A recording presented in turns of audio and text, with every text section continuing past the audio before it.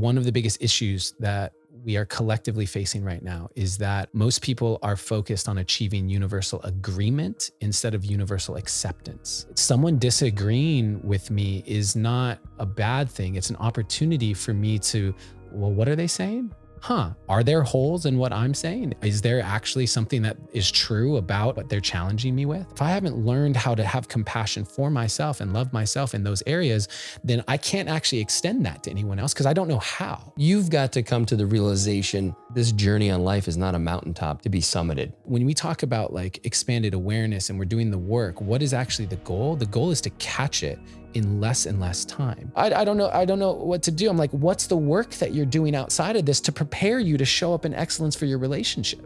The sacred doesn't always have to be serious. There is fun available here. And I will always ask, what's the role of art in what you're doing? Because I truly believe if you're not looking at it through that lens, we're missing the opportunity to really create impact. We don't expand ourselves. Love expands us. That's why when you feel love, it's expansive. Every time you have some expansion of any kind, it's because you allowed love into a space at a deeper level than you ever had before. Yeah, I think I answered that question, right? Fuck that and a bunch of other ones.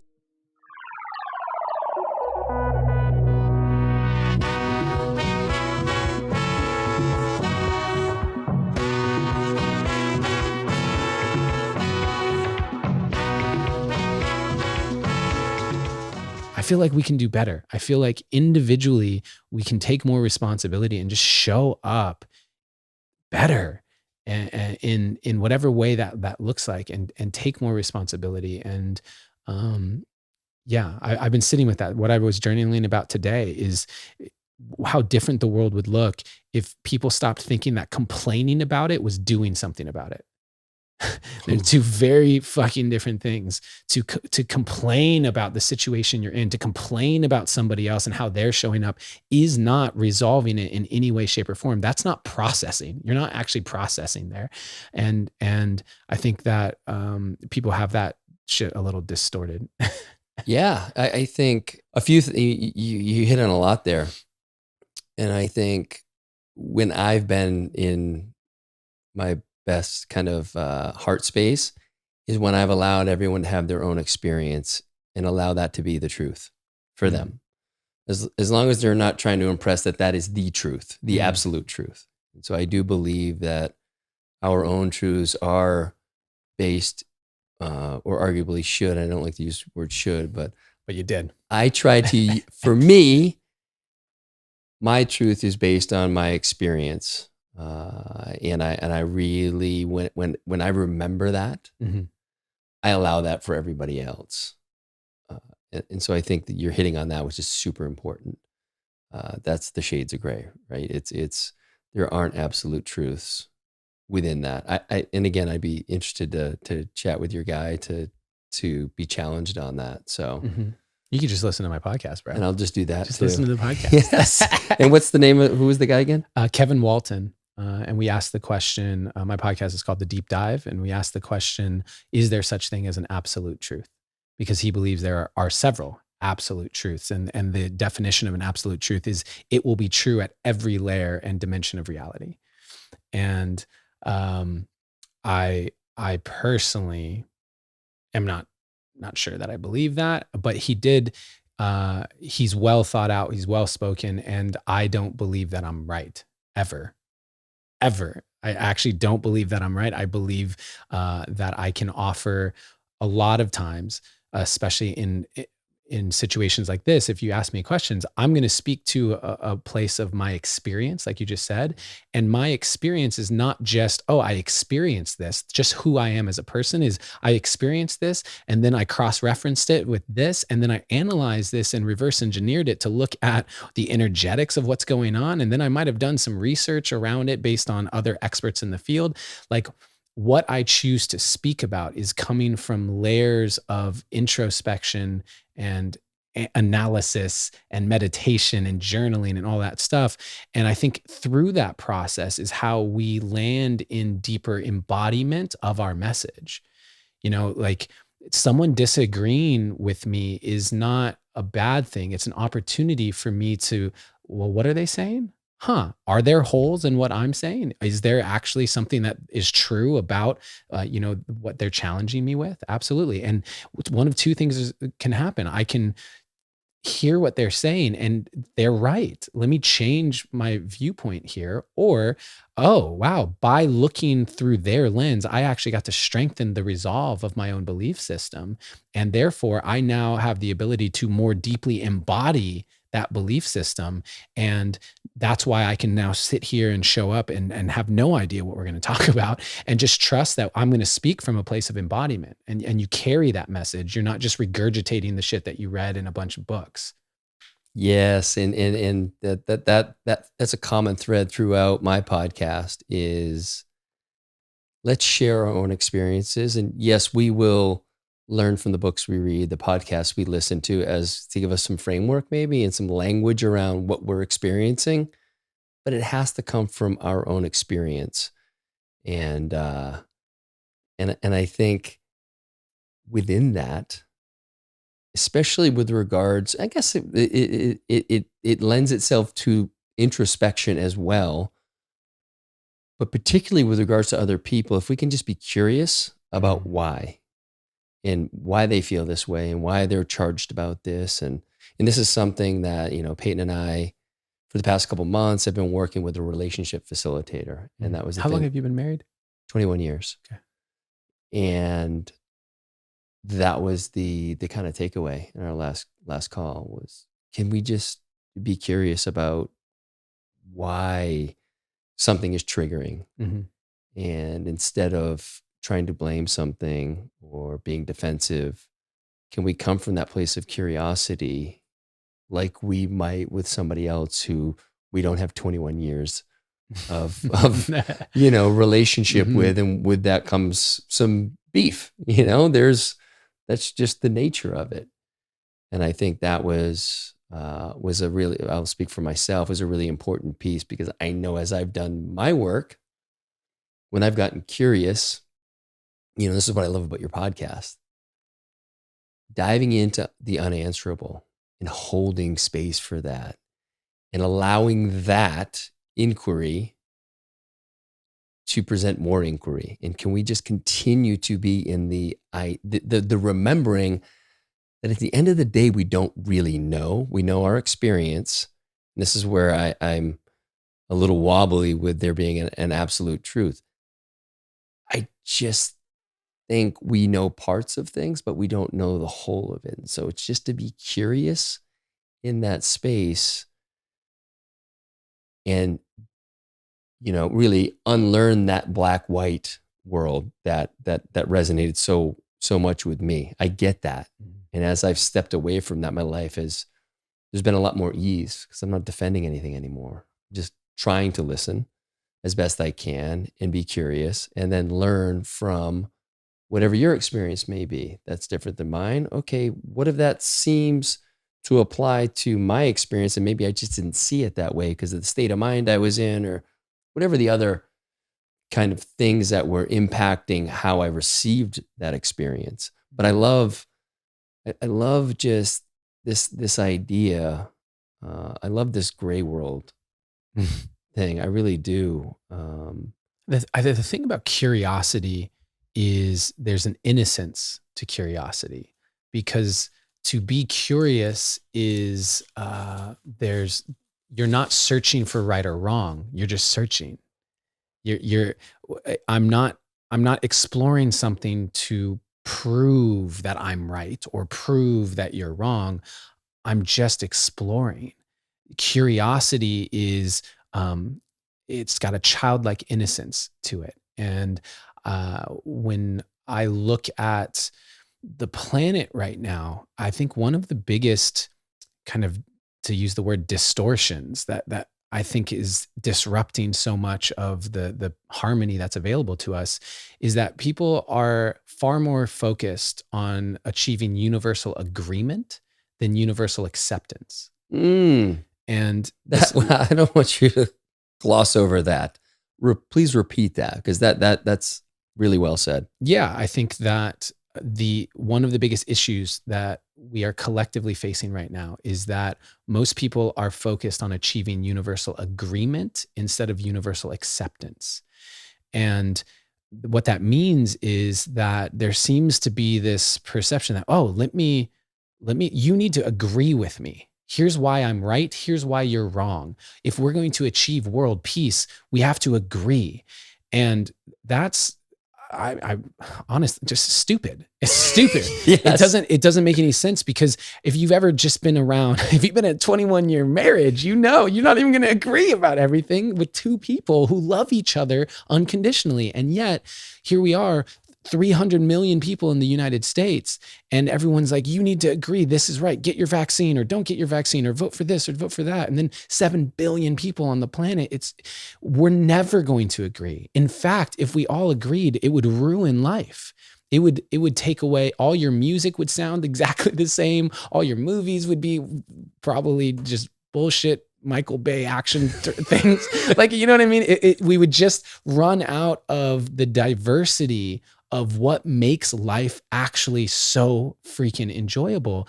And yet everyone is, if you don't agree with me, there's a problem. And if we instead just focused on universal acceptance, and that there's a difference between acceptance and condoning, right? I'm not saying that just because I accept you for where you're at and what you're choosing to do doesn't mean that I'm condoning your behavior. There's a very big difference to that. Yet what it does say is, I don't have to lose my love for you because we disagree. I can actually be open to the idea that you have reasons for why you've done what you've done that I may not even be able to understand right now. However, I'm going to be innocently curious to find out, like, why did you just do that? Why did you spit on that person because they're Jewish? Where did that come from? Why did you do that? You know, what's the reason why you think that because this person has more melanin in their skin that they're somehow inferior to you? Why do you think that? I would love to know. And a universal acceptance of the individuality and the differences amongst us creates a space for compassion. And to go a step deeper in that, compassion is the external manifestation of self-love. That's how I view it. And so we are unable to extend compassion to someone else unless we've figured out how to love that part of ourselves, the part of ourselves that has judgment towards people, the part of ourselves that loses our temper, the part of ourselves that hasn't felt like enough, or has felt like because of how I look, I'm less than, or whatever. That part of myself, if I haven't learned how to have compassion for myself and love myself in those areas, then I can't actually extend that to anyone else, because I don't know how. It's an empty action. And so true compassion is going to require that self-love. And that's why so much of what I talk about, I believe every single issue we're facing on the planet, you can trace back to a lack of self-love initially at its root. And so that process of finding universal acceptance is actually a process of learning to love ourselves more deeply at its core. And that will allow us to not get triggered by opposing viewpoints and lifestyles and cultures. And if we can embrace that as a goal to strive for universal acceptance rather than universal agreement, I think that we would resolve a lot of what we're seeing on the planet. There's a lot in that. And the thing that comes to mind for me, when did you step into this understanding?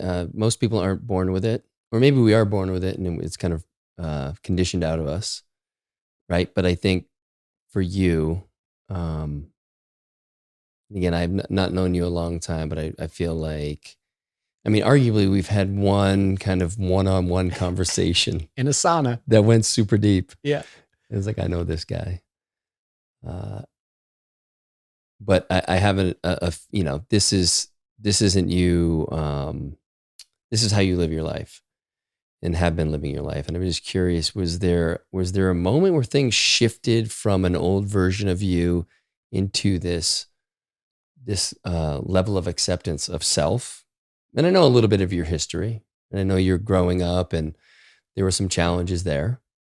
And I wonder how you moved through that, what helped you move through that, And as a way to maybe share with people here, like, look, if you're feeling like a super judgy prick all the time, right, it's okay. I've been there.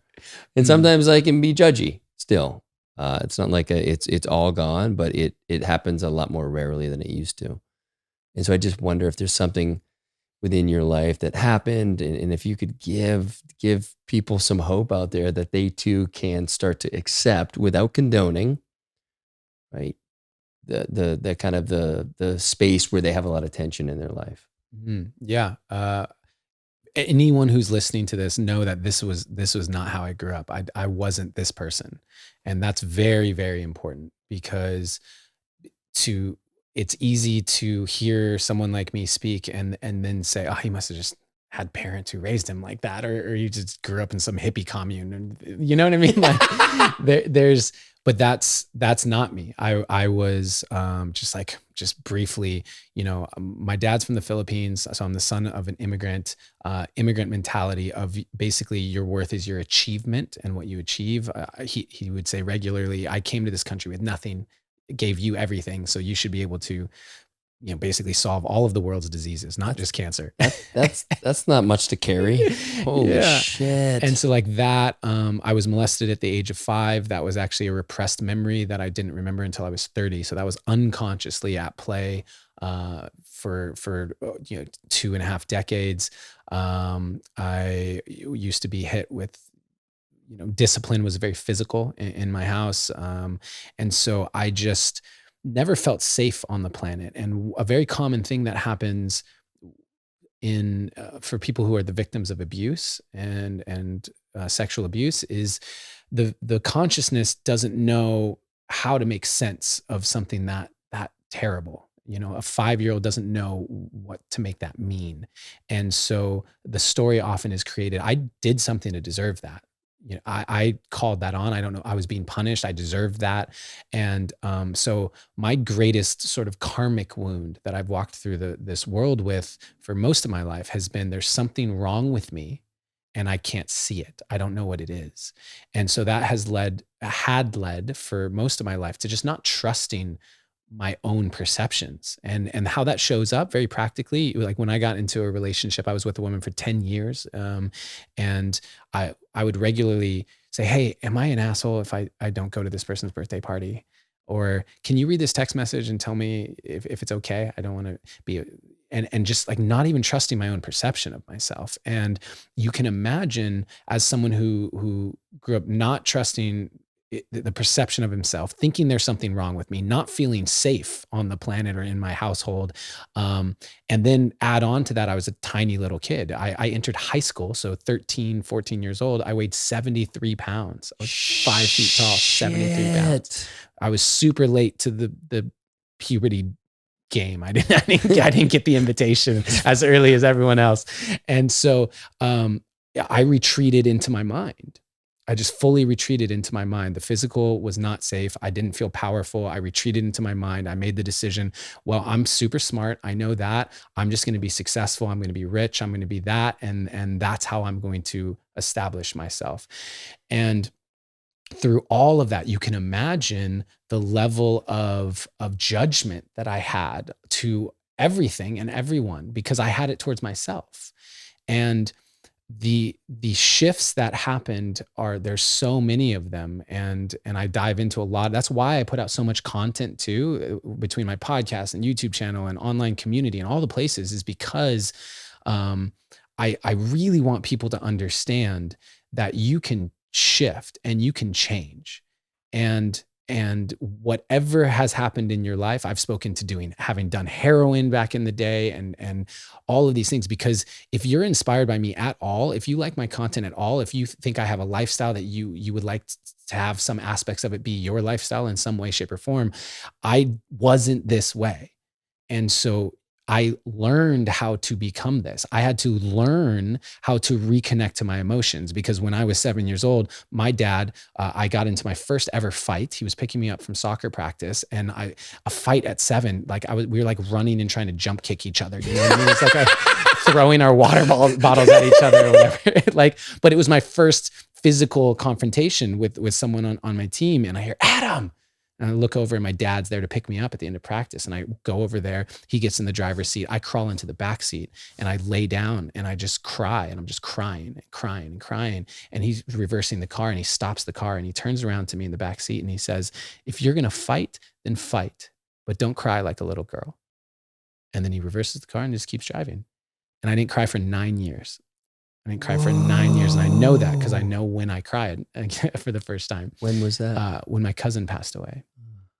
She passed away of lupus at like 24. So it's a big thing. And, but when I cried, when my cousin passed away at her funeral, I went into a minivan and I sat in the back seat by myself away from the funeral to cry because I'm not supposed to cry. And I was so emotionally shut down that it was acting that saved my life. So I, at the age of 18, so again, entering into high school going, okay, I'm just going to be successful. That's the way to be loved. That's the way to prove my worth. That's the way to feel powerful. Stand up. And so I saw the game that high school was. And so as this 73-pound, 5 foot tall, half Asian kid who was looking at his friends starting to get blowjobs and being like, I'm just like the cute class clown. I don't know what the fuck. I said, okay, I'm going to be successful. Where did you grow up? Remind me again. I was born in California, but this was all happening in Arizona. I went to junior high, high school, and college in Arizona. Gotcha. Shout out Sun Devils, ASU. So I ended up saying, I'm just going to basically win high school. And so by the time I graduated high school, I was, president of clubs. I was varsity in multiple sports. I had won an international, or took third place in an international competition. I was student body this, and then I won homecoming king. Fuck, and dude. That's like the popularity contest. That's winning high school. And I'm like, holy shit, I did it. Right? All the movies are telling me not only are all the girls going to want me, but basically all their hot moms are going to want me too. Like that's how this works, right? Like that's what happens. American Pie, yeah. Exactly. And so I wake up the next morning and nothing had shifted, man. I still was insecure. I was still angry. I was still just in that same space, but it was actually worse because now I didn't have an idea of what would change it all. Yes. I was there on the mountaintop going, what the fuck? I did the thing. Now what? And this is that thing, nature, nurture, God intervention. I have no idea what was the reason, but what it did for me is instead of just saying, oh, well, on to the next thing, I started questioning everything. And I went, well, what if I keep doing what they tell me to do? And I go to college and get a career and get the wife and the 2.5 kids and the white picket fence and the labradoodle. And I have the whole thing, but I have this exact feeling of waking up at 45 and going, I'm not happy. I was literally 45 when I had that awakening. There you go. And it took me to 45. Those are most of the clients that I actually, did work with as a coach one-on-one because I got that energetic. So even though I've been younger than, and they're like, what kind of 32-year-old could help a 50-year-old multimillionaire? It's like, I understand what it's like to get to the mountaintop and not be fulfilled. I had it at 18. And so at that, as silly as it sounds, fuck, dude, I had it at 18 and I went, I'm not going to just keep blindly following what they're telling me to do. And so I went to college. The only reason I didn't drop out of college is because I had an academic scholarship. And so I'm like, they're paying me. And so the very practical part of me, I'm still a very practical dude, sure, was like, okay, get your education and do something with this. And so I was a business major, I was a marketing major, and that means I got to take a bunch of elective classes. And I started going, what actually made me happy when I was younger? What actually made me happy? And I was reading personal development books at that age now. And I remembered that I used to love acting as a kid in plays, like school plays. And so I started taking acting classes in college again. And then that's how, and this is how it all ties together, that's how I reconnected to my emotions. I actually hadn't cried. I didn't know how to access my emotions. I'd shut them all down. And I had an acting teacher goes, are you a robot? Like, do you feel things? And I had to logically reconnect to my emotions through acting exercises and practice and being like, okay, let me see if I can access sadness in myself.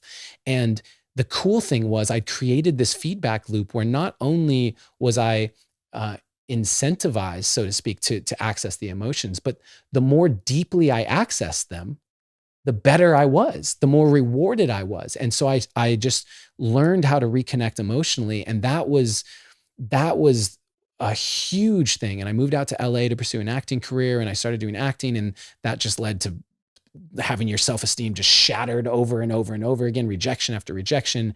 And in 2012, I had the most difficult year of my life up until that point, and every bit of my identity was crumbling, from my health, my finances, my career, like all of this stuff. And out of sheer desperation, I reached out to the only spiritual friend that I knew at the time. And I said, hey, can you please help me? I feel like I need an aura cleansing or something, bro. I just have this dark cloud over my head all the fucking time, and I don't know what to do about it. And he introduced me to this spiritual intuitive, a psychic, so to speak. And we got on the phone, and she said all of this stuff that I honestly don't even remember. But in the middle of a sentence, she stopped. And she said, I don't know why, but your guides are telling me that you need to get into a Native American sweat lodge or drum circle as soon as possible. And then she went back to talking. And it was such a different frequency from everything else she'd been saying that it stuck with me. And I got off the call having forgotten everything else but that. And it's funny because I could probably get into one tomorrow now with the circles I run in. Yeah. But at that time, I went, how the hell am I supposed to do that? But I'd heard just 2 weeks before from a good friend of mine who had done something called Ayahuasca. And I went, that's the closest thing I've ever heard of to that. And I called him up and I said, hey, can you tell me can you get me into something like this? 4 days later, I'm sitting in an ayahuasca journey, January 2013, Friday night, Saturday night. And from that experience completely woke me up into more or less the person that you're seeing today in terms of belief system around everything being connected and God, the existence of God and all of this stuff. And I had been raised Catholic. I was an altar boy in a Filipino community church growing up. So deep Catholic roots, and never had found a connection to God or spirituality, and had developed a resistance to it because I felt like most of the people that I observed in the church were not people that inspired me to want to live the way they lived. It seemed like more church was just an obligation that we were just acting out. And so January 2013 was my spiritual awakening. I think I mentioned to you, I don't really like that term so much. It seems to have been commodified and almost just, but there's no better way to describe it because you don't know you're asleep until you wake up. And so waking up and going, this is life. How did I not see this life before? And so that moment in January 2013 was the longest answer to your question of there was a lot, and I wasn't taking notes, but I wish I was, because that was epic. And I would say that you had a couple of awakenings. I think at the age of 18, that's a major fucking awakening. Mm-hmm. As you said, like most of your clients, they're hitting that in their mid 40s. I happen to hit it at 45 because I was in Las Vegas at the mass shooting. That's what woke me up. You were there during I was there. Wow. Yeah. So that was the moment where very, like everything shuts down in the mind. And I just had this sense like, fuck, I did everything, right? I won life post high school, post college. I won. I fucking did way more than I ever thought I could in that kind of space. And I was deeply unfulfilled. And that led me to start to go deep into that self-inquiry of, well, why the fuck am I here? Because it's not for any of those things. I know it's something else. And so I started to meet people along the way that were on a similar journey that really... What year was that? 2017, October 1st. Wow. Yeah. You are not to like toot your horn or anything, but like you can toot on my podcast. I would have thought that you were in this world far longer just based on, and I said it to you when I reached out to you, actually. I think how we connected one-on-one was in the sauna here after a workout, but I had sent you a message. I was like, I just feel connected to you, bro. I feel like you embody a level of being that is really inspiring to me, and that's not super common for Mm. in my life. I don't meet people and I go, wow, like that there's something about this human specifically that's really inspiring. I don't really get inspired by what people do. I get inspired by how they carry themselves and how they be. And I've just witnessed your generosity, the way that you show up for other men, the way that you speak to people, the presence you bring in conversation with people, a willingness not to take yourself so seriously. And just even like, I remember at Christmas and getting everyone singing the carols and things like there's a way that you carry yourself that I find to be really inspiring, and I would have thought you'd been on that path way longer. So good work, man. I received that. Thank you. That means a lot. Yeah, not without its fits and starts along the way. Definitely went in with that old achievement. Like, okay, if I'm going to figure out why I'm here, I'm going to be really good at figuring it out, Mhm. right? And so had a lot of intensity around that work that didn't have that patience element that we were talking about earlier, kind of off the podcast. And once I started to see that all the work I was doing on myself was actually still creating a lot of tension within my relationship with my wife, like, what, kind of my first response is, what the fuck else do I have to do? Like, look at all I'm doing to make the better version of me. Mm. But it wasn't considering how it was affecting everybody else. And so as I started to layer in, and this is, dude, fucking 18 months in. It wasn't like a couple months. It was like, this is 18 months into this. And I've made all these changes. I started to understand that I needed to do both. I needed to work on myself. I also needed to be a part of what's going on. Very present in life. And because the way I'd done things before is head down, fucking figure it out and get to that finish line. And I was really good at that until I wasn't, until I saw that it was, I finally woke up to what you woke up to at 18, that there's just another fucking mountain and another mountain. And when I stopped seeing life as a mountaintop and I started to see that I'm good, I'm just good. And there's nowhere I need to be except where I'm at as long as I'm here. And if I'm not here, then that's the issue. Why am I worrying about what's going to be happening around the corner? Why am I disappointed in a way that I responded to my kid? Why am I still carrying that? Can I just be with right now? And, I had plenty of examples of people in my life at that time that were living that old paradigm. And I could just see it so clearly, like, fuck, dude, you're going to do this one deal that you're working on. You're going to make a lot of money. And then you're going to try to slay another dragon, a bigger dragon, and then a bigger one. And you're never going to it's never going to be enough. And that's okay. You need to go through your process. And maybe that's just what you're going to carry in this lifetime on the planet. And I'm not trying to fucking change anybody at all.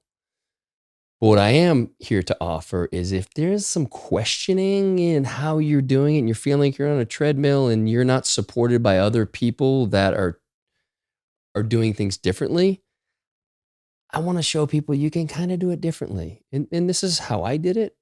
You got to find your own path. You've got to come to the realization that this journey on life is not a mountaintop to be summited. And again, if that's not your path, fucking all right, cool. Like, I have love. Like, I get it. Like, I got lucky. I could still be on that path right now, probably without a wife, because things weren't great back then. And Was she on this path already, or did your awakening trigger one for her as well?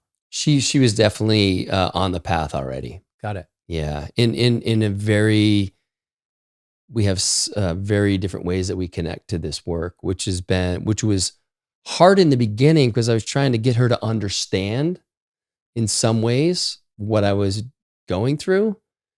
And she couldn't connect to it because I didn't even know why I was on it. For 18 months, I'm like, I don't know what's going on with me, but I'm following this track. And what did that track look like? Was it plant medicines? Was it meditation? Like, what was the track you were on? 3 weeks after Las Vegas, I had my first plant medicine ceremony. Which medicine?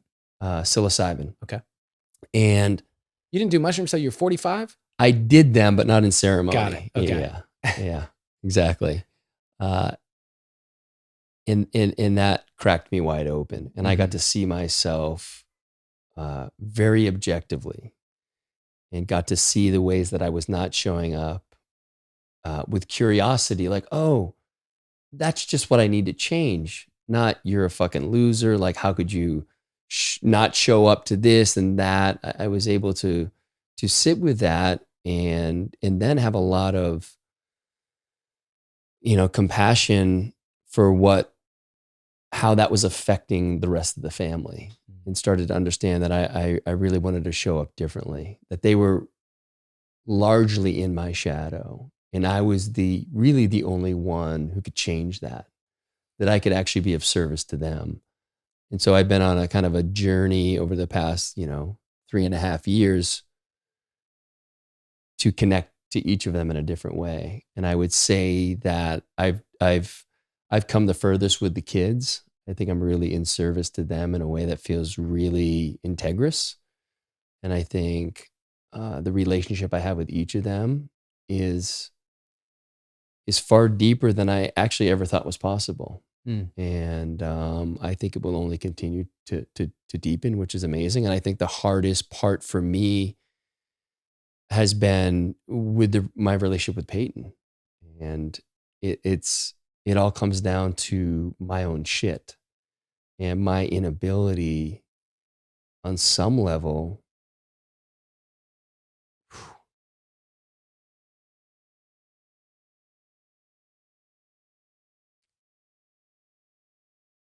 to let her in. And if you know her, and you know her a little bit, but any logical mind would say, how can you not let her in? And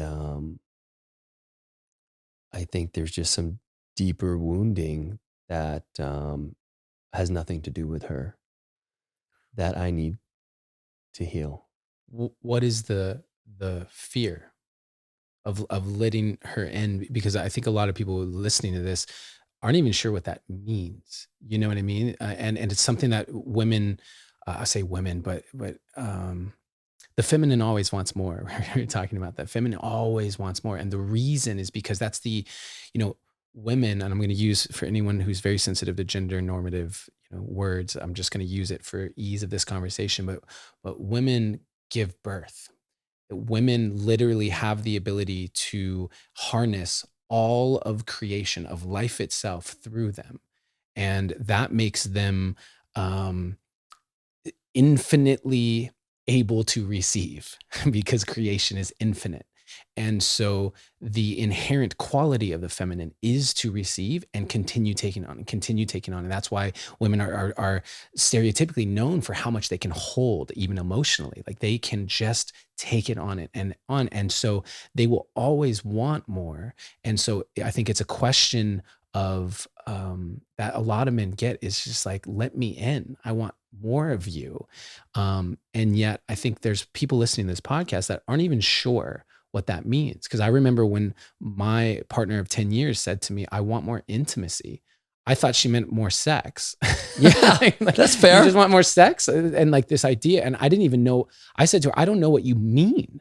Like, I'm not keeping secrets from you. We're having sex. Like, I don't know what you mean, more intimacy. And I didn't even understand what it meant to let someone in more deeply. And so I'm curious for you, if like what that means to you, and if you're aware of what the resistance is.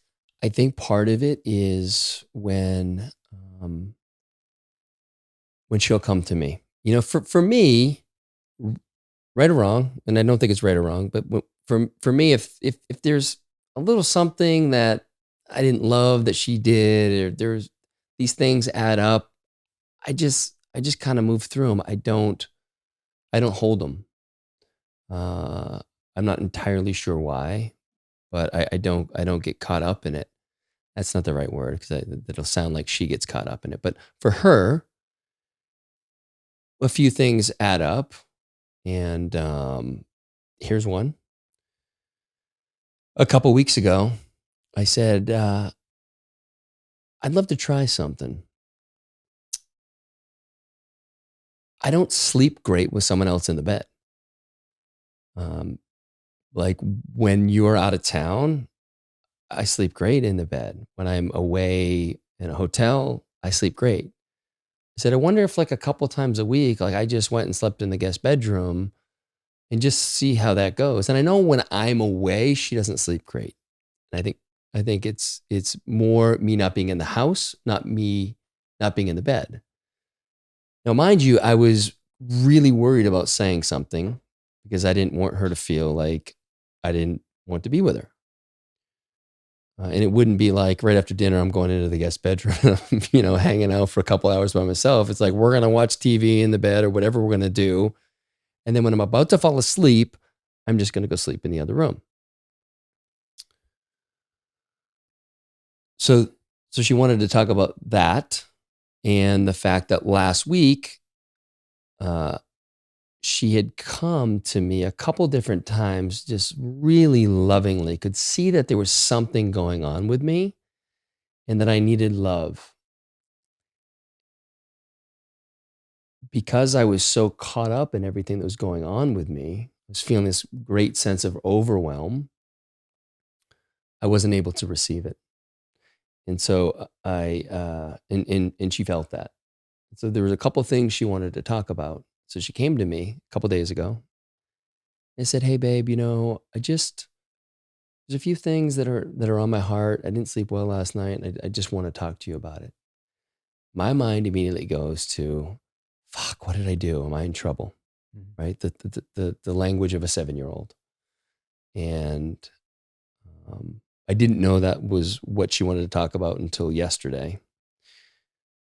But what I came to understand, and this is through the help of the woman who's facilitating, is that in this regard, the inner work that I've done, I'm holding myself to a really high standard. Even though I would say arguably in my life, I'm not that a perfectionist.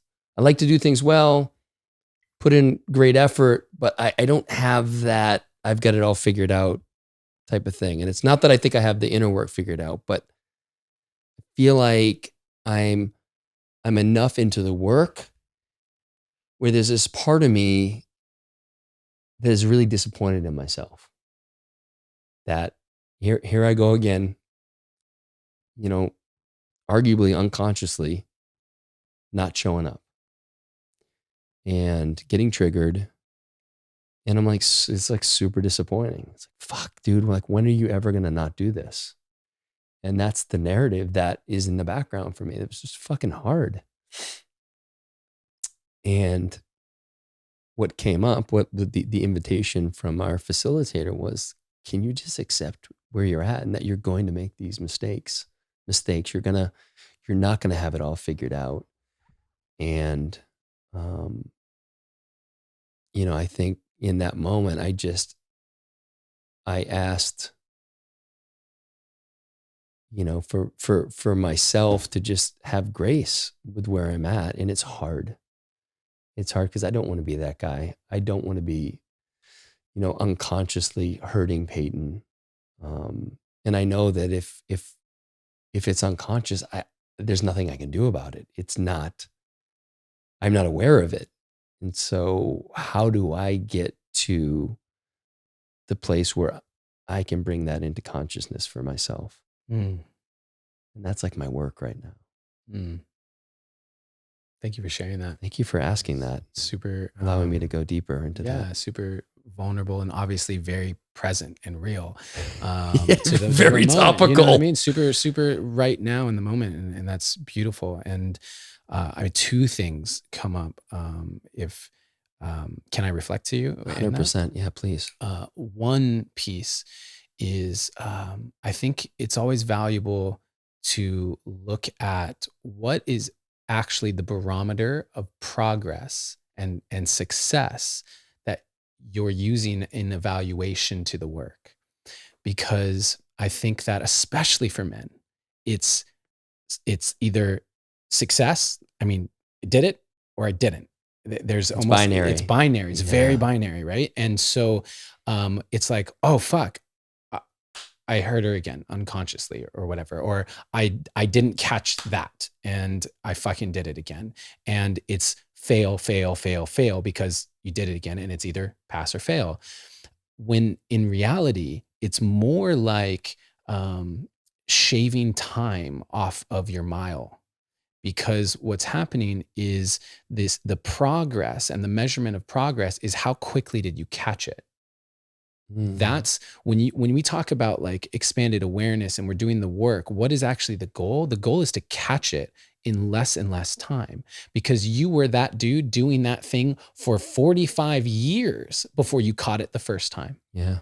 And then you were the dude who did it for 3 months before he caught it the next time. And now you're the dude who catches it this a couple hours later, and you're like, "Ooh, I didn't show up the way I wanted to show up there. I see how that was coming from a wound, and I got triggered." Okay, and then it becomes something where you shorten that time until eventually you're catching it in the moment, and then eventually you're catching it before you speak it. Oof. And then you're not even needing to catch it at all, because you've now embodied the changes, because the changes happen when you make new choices. The awareness is the game that I'm talking about, and awareness is not change. Awareness gives us choice. And so many people get that confused. They go to a Tony Robbins seminar, they do whatever, they listen to the podcast like, "Oh my God, that's exactly what I do. I'm so aware of that now." And then they go back home and think they're changed. They're not. You're not changed. You have simply developed the awareness that is allowing you to make new choices. And by making new choices, you will change. And so that process, if we're evaluating it of I did it again, therefore I failed, will forever put you in a space of evaluating the entire thing through a lens of failure, instead of look at how much more quickly I caught that, and look at how much more gracefully I made a new choice. And by evaluating it through that lens, I find that it's far yeah, it's a much more pleasant experience, and it takes a lot of that pressure that I just, when you were sharing, that I can You feel feel as, that tension, yeah, right? just as a fellow high achiever from one to the next. Just going, if you change the barometer of evaluation, I feel like it will ease a lot of that pressure. So that's the first thing that came up. I'll let you respond. I have another. Yeah, no, I love that. And it reminds me of that first plant medicine ceremony I did. It brought those things to my awareness. And I made the mistake of thinking, it was good now. Just like you said, I'm like, oh, fuck, dude, that's it. Yeah. But it's not. There's the work that needs to happen after that to integrate what came into my awareness. And then starting to make those choices. And then the change comes. Mhm. And I'll let you get on to point number 2. Well, the second point is speaking to even what Peyton, before we started recording, was speaking to, because I think you exemplified it even in the emotional experience that you allowed us to witness with you here. Is, I spoke to how women uh, have this inherent energetic of I want more, because they are what life births through, and therefore it is important for them to always want more, because so that life can continue expanding through them. And as a result of that, the polarity of masculine energy is to inherently want to give more and give more and give more and fill that space. If a woman says that they want something, our first instinct is to give it to them. That is just what we want to do, because that is the role that keeps it magnetizing together, is I want more, I want to give you more. Now, this is also the flip side of that coin. So that's beautiful, because of how it works. But understand the shadow side of those coins are, for the masculine, the greatest karmic wound of the masculine is I'll never be enough. For the feminine, I will never be enough. No matter what I do, it's never enough. And I felt that in your share of like, all this work I'm doing, like it's never going to be enough. I'm still fucking up. Like that karmic wound of the masculine that I so relate to. And I think every man definitely can relate to that. It's the shadow side of that desire to constantly provide and to fill. And for the feminine's greatest karmic wound, as the shadow side of I always want more, is that they will be too much.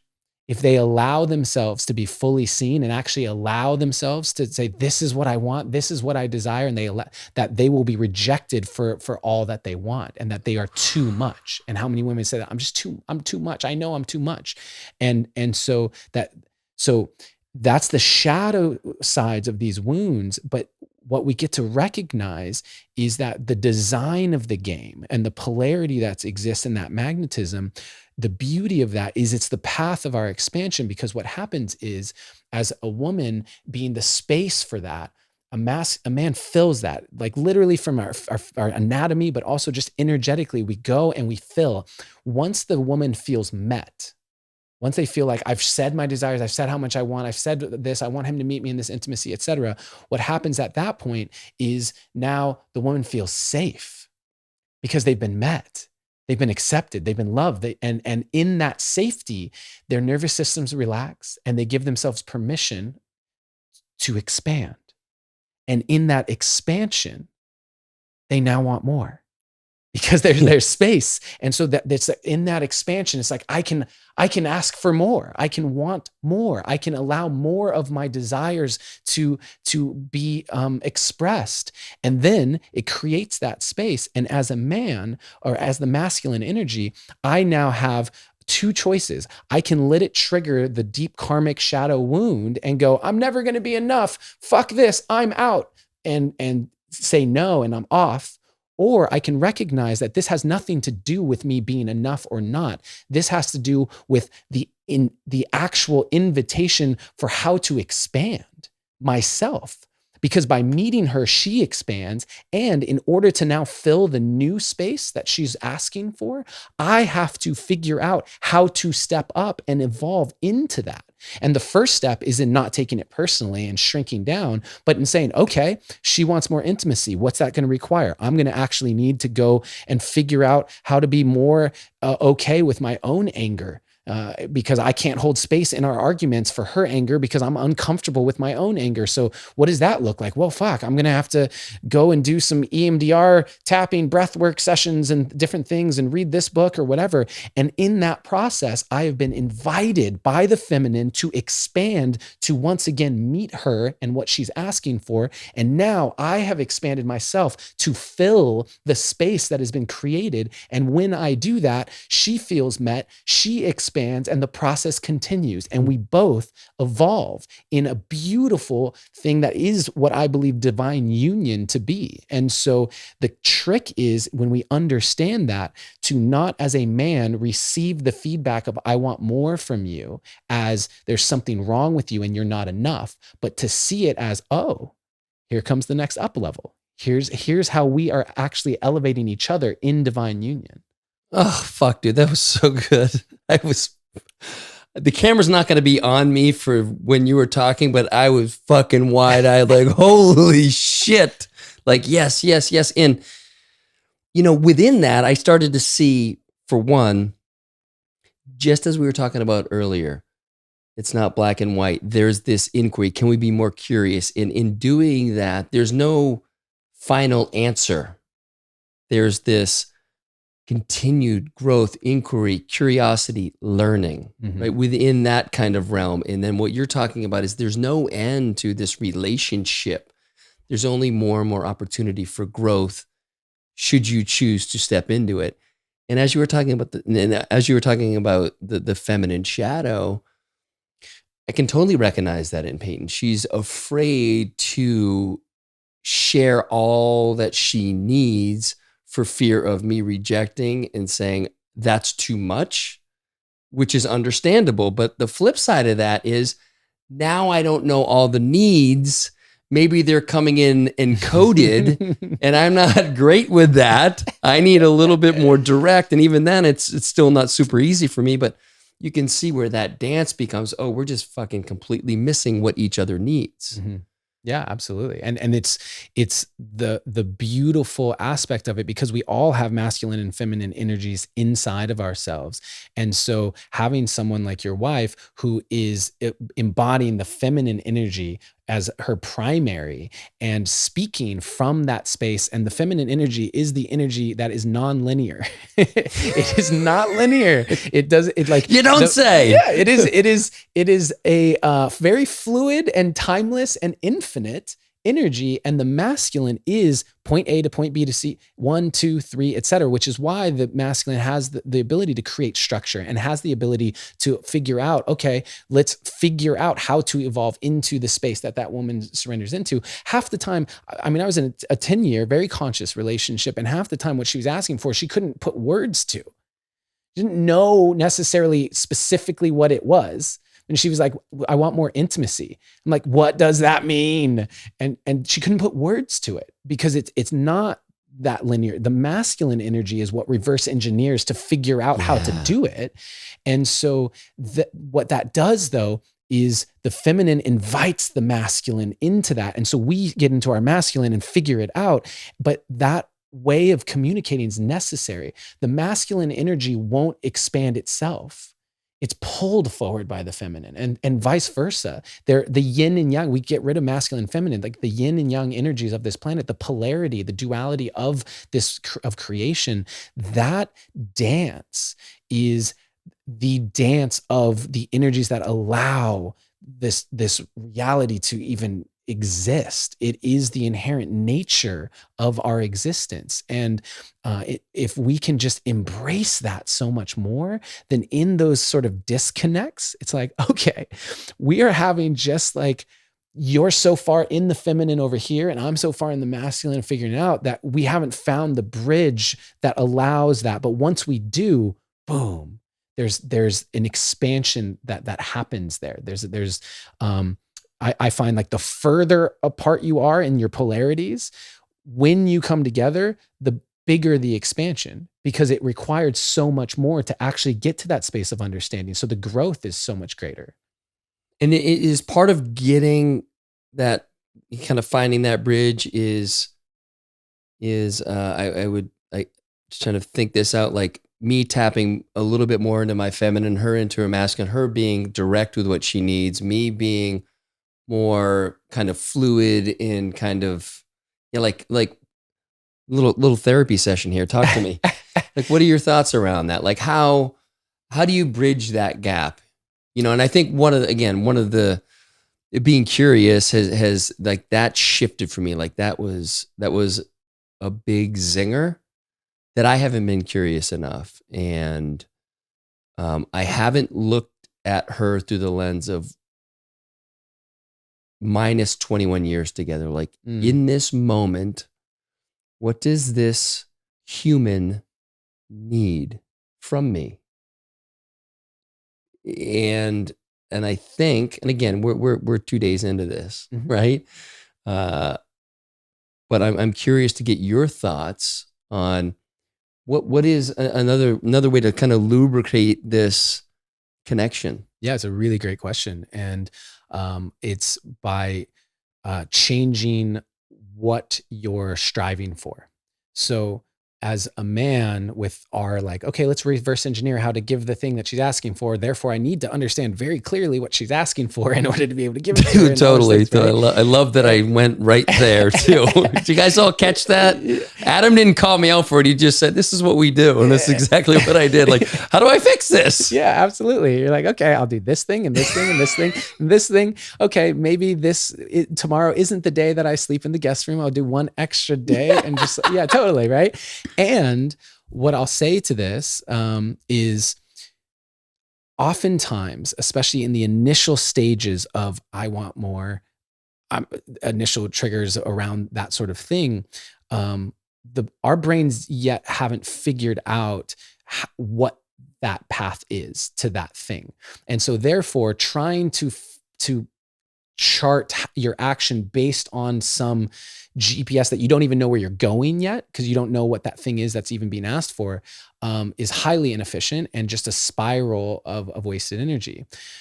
However, what is always true in my experience is that the healing, our healing will happen naturally in direct correlation to how safe we feel. So you don't even have to figure out where it is you're going. You can ask the question of, okay, because there's some sort of conflict here, because there's some sort of something that's just friction, there is a lack of safety. And if I can figure out how to bring more safety to her and my experience, the healing will happen. And what that healing means in this situation is that all of the constriction, contractions, all of the fears, doubts, insecurities, limiting beliefs, the trauma, the past wounding, all of that stuff that's holding our entire consciousness and way of thinking in place. As our nervous systems feel safe, we relax, and it allows those constrictions to relax as well, to allow more possibility in. And in those moments, often our creativity, essentially the pattern recognition software that our brain is always running, will be able to see things that it couldn't see before. And if someone has this feeling, that it means it's right on the periphery. It's right there. So it's not going to require some huge thing. It just is going to require enough expansion to figure out what that thing is. And so my advice is, in that moment where your brain's going, what is she asking for? What the fuck? I don't even know.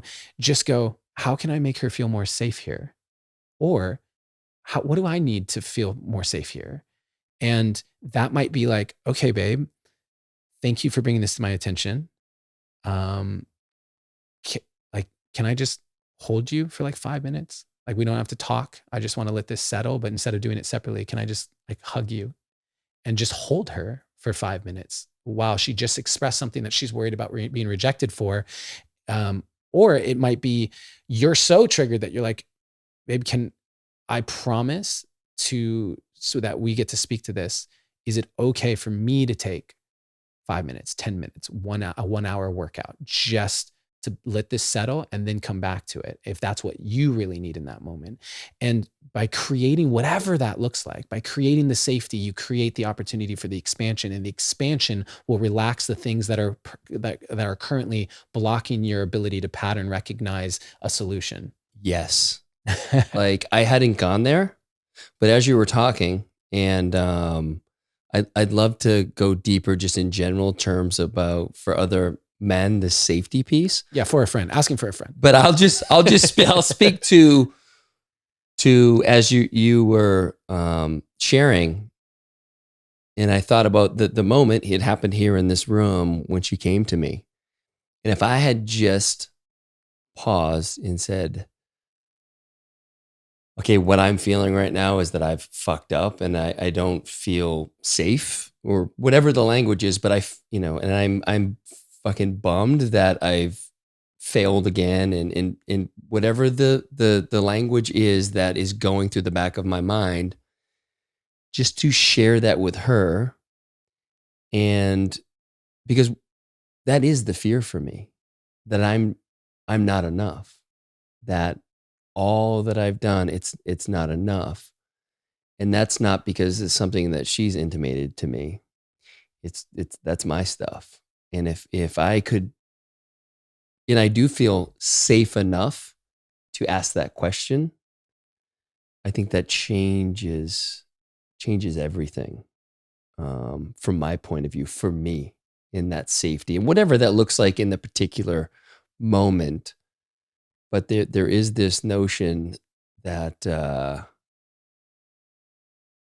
yeah, like just not being lovable because I'm not perfect in that way. Uh, and it's not a conscious thought that I'm trying to be perfect, but it's all the stuff we were talking about. It's that old wounding. Mhm. And yeah, as you were saying that, and I think our facilitator is amazing, but that piece right there gets me deeper. Like the curiosity thing, I think is super important. I think that's a great way for us to just be.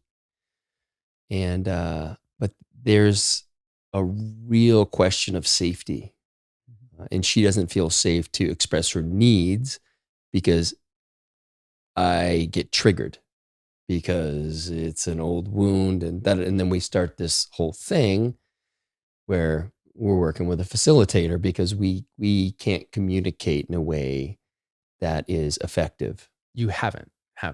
Yeah, thank you for that. Yeah. Yeah. So let's just for those listening out there, if they can't really they can't really see them in my position. What is a common thing that you see for men, these high achievers, that there's, or is it as simple as what we just talked about? Is that the one where they're just afraid that they're never going to be enough? And so it's kind of go in defensive mode and look at all I've done and look what I provide for the family and whatever the narrative is. But like, what have you seen? You've worked with a lot of these men. Is it just as simple as what I'm kind of processing? Yeah, I think that the initial thing is going back to it is an inherent um, uh, program within the masculine because it's a necessary piece. The desire to fill, right? The desire to fill on the other side of that, just inherently, is what if I don't? Right? Like that's the other side of the coin. Similarly to when we talk about like um, feelings in general. There's this idea sometimes that people have around personal development. Like the goal of personal development is get to a place where you're happy all the time. Like, we know there's people who felt that. I've been there Yes. early on. It's like, oh, if I do this work, I'm just going to be happy all the time. Blissful life. Yeah. Right. And the thing is that you can't expand feeling in any one direction. It's actually just all a giant pool of feeling. And we assign the value to what we're feeling. You feel what you describe as sadness. We assign the value of, oh, that's bad. I shouldn't be feeling that. That means I've fucked up. Or I'm angry. Oh, I shouldn't feel angry. Like that means that I haven't resolved these wounds. Like we assign the value of what that means. But at the end of the day, it's all feeling. And the reason why it will continue to just expand in all directions is because so you're a father, and I'm very much looking forward to being a father whenever that happens. And I'm looking forward to you being a father. Yeah, for real. I'm so excited to be a dad when that happens. And so for me, what I've heard from every parent ever is like the moment that they're born, you expand your capacity for love so beyond what you thought was possible. Would you say that's true? Yeah. And yes. And so here's the thing. The moment that you expand to a new level of love, inherently, you've also expanded the awareness of the loss of that love or the lack of that love, of what can happen if that amount of new love goes, because it's the same thing. It's once you get something, what it's like. Oh, what if you lost that? It comes with it. Ooh. And so every time you expand to new levels of love, you also open yourself to a new level of loss and a new level of pain, just inherently. And so there's this expansion of feeling that is constantly happening. And so I think that it's really important to recognize that when we're feeling anything in one direction, it is an indication of how far we go in the other direction. And the amount that you have unconsciously walked through the world and not felt that pain of letting your partner down, maybe, and even maybe you were, but you just didn't even think about it in the same way. Definitely letting her down, Yeah. But you're right, was unaware of it. So there was, go with it. Keep going. Sorry. No, you're good, This man. is so good. And so like when you are now aware of it, it's a direct indication of how much you fucking care. It's the other direction of, this hurts me so badly because of how much I love you. And so by giving yourself a little grace of that experience and saying, wow, I could point this inward on myself and saying, I'm really fucking this up. Or I can say, look at how much I love this human. And starting there, I think is really huge. And I think that another big piece is this, we can only actually show up for someone else to a level in which we've shown up for ourselves. And so when you're experiencing, I'm letting her down in whatever way that is, the part of you that has not yet allowed yourself the grace to fuck up is in that moment not able to show up in a safe environment for her, because you actually haven't been able to just show up for yourself as a safe space for you to fuck up. And we co-regulate nervous systems.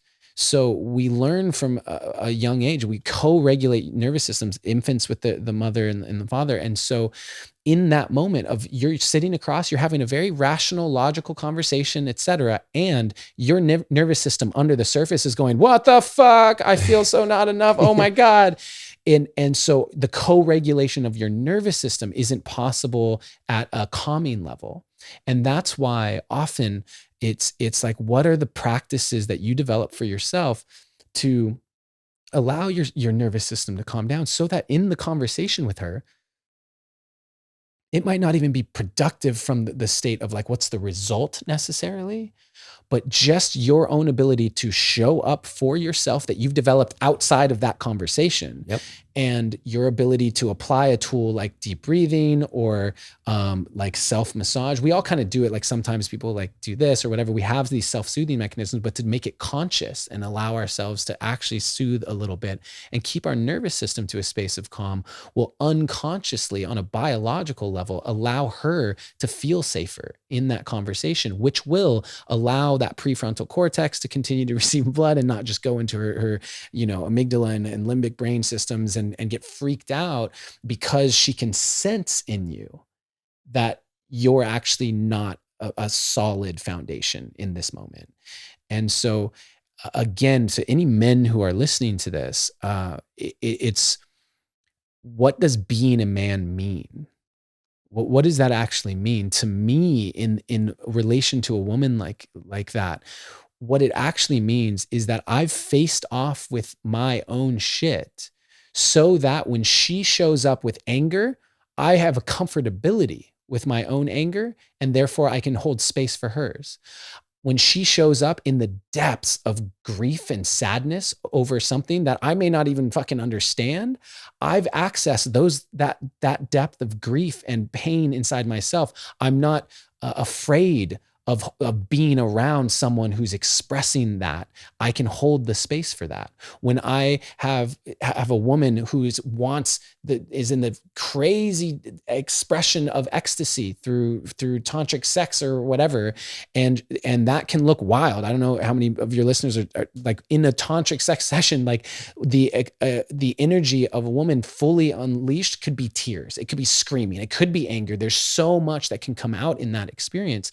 And with my own ability to hold my sexual energy and the relationship I developed with that, my own relationship to pleasure, which as a man has often been vilified and has been made to mean so many different things, by coming into right relation with all of these aspects within myself, I now develop the capacity to hold that space for the feminine.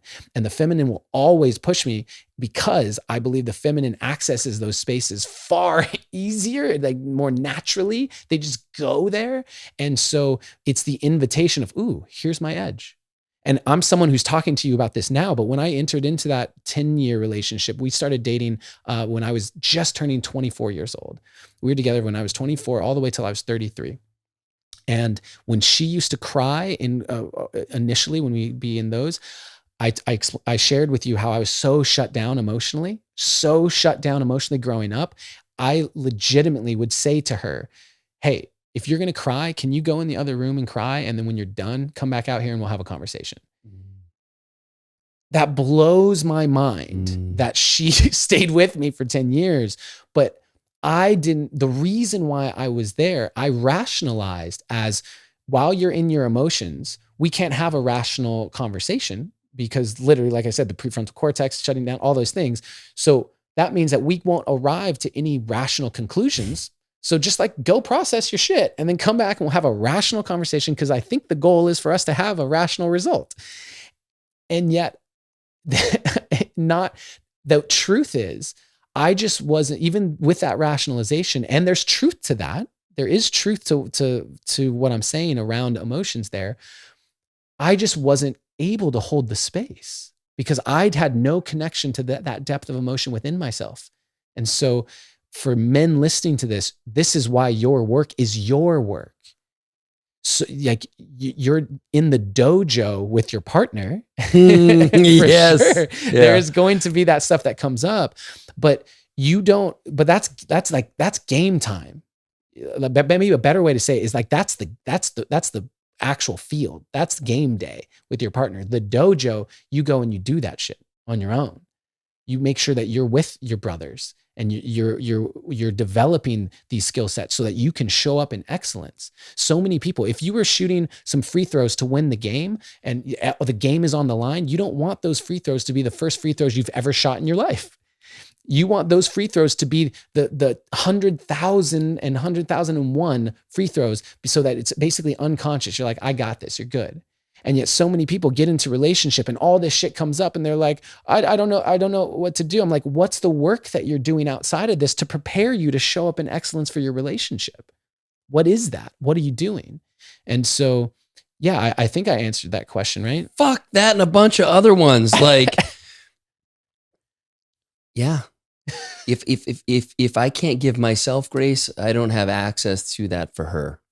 And the moment I do that, and in full acceptance that I'm just shaving time off the mile, and I love that analogy.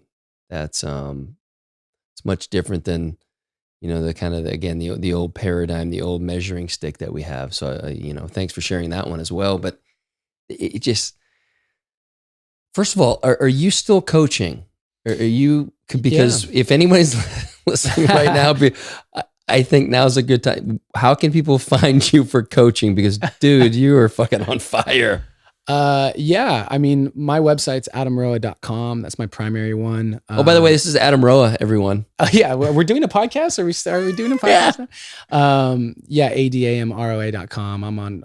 I got a lot of online real estate. So Google me, I guess, or type in my website. And, what I like to say, is, for myself, I never want to work with more than 2 people at any time. I used to be coaching was what I did. And I branded myself as a coach, and that was the thing. And I did group programs and retreats and like that. Yeah. I came from that world. And honestly, I just got so sick of what I was seeing in the coaching space that I was almost embarrassed to say that I was a coach. Yeah, sure. I get that. Yeah. It doesn't roll off the tongue. Yeah. And right? Also, and just like basically everyone with a Facebook page is a life coach now. And there was just so much that I don't want to be seen as coach and have people go, oh yeah, sure. I would say that I've done very well for myself. I think I've shared with you a bit about that. I've been paid $1 million for a 1-year coaching contract, with someone. And, I'm really selective. So I just want to make sure that if anyone's listening to this, they know that please only reach out to me if you're like, I need to work with this person, because I feel like that's the energy that is most expansive to everything. Like if it's not a fuck yes, it's a no. Like, Yes. do that. And yet, so in this kind of world, there's a lot of like dipping the toe in, and that's just not my vibe. And so I always caveat that when I speak, because I for a long time a lot of people don't even know I coach. People think of me as a poet.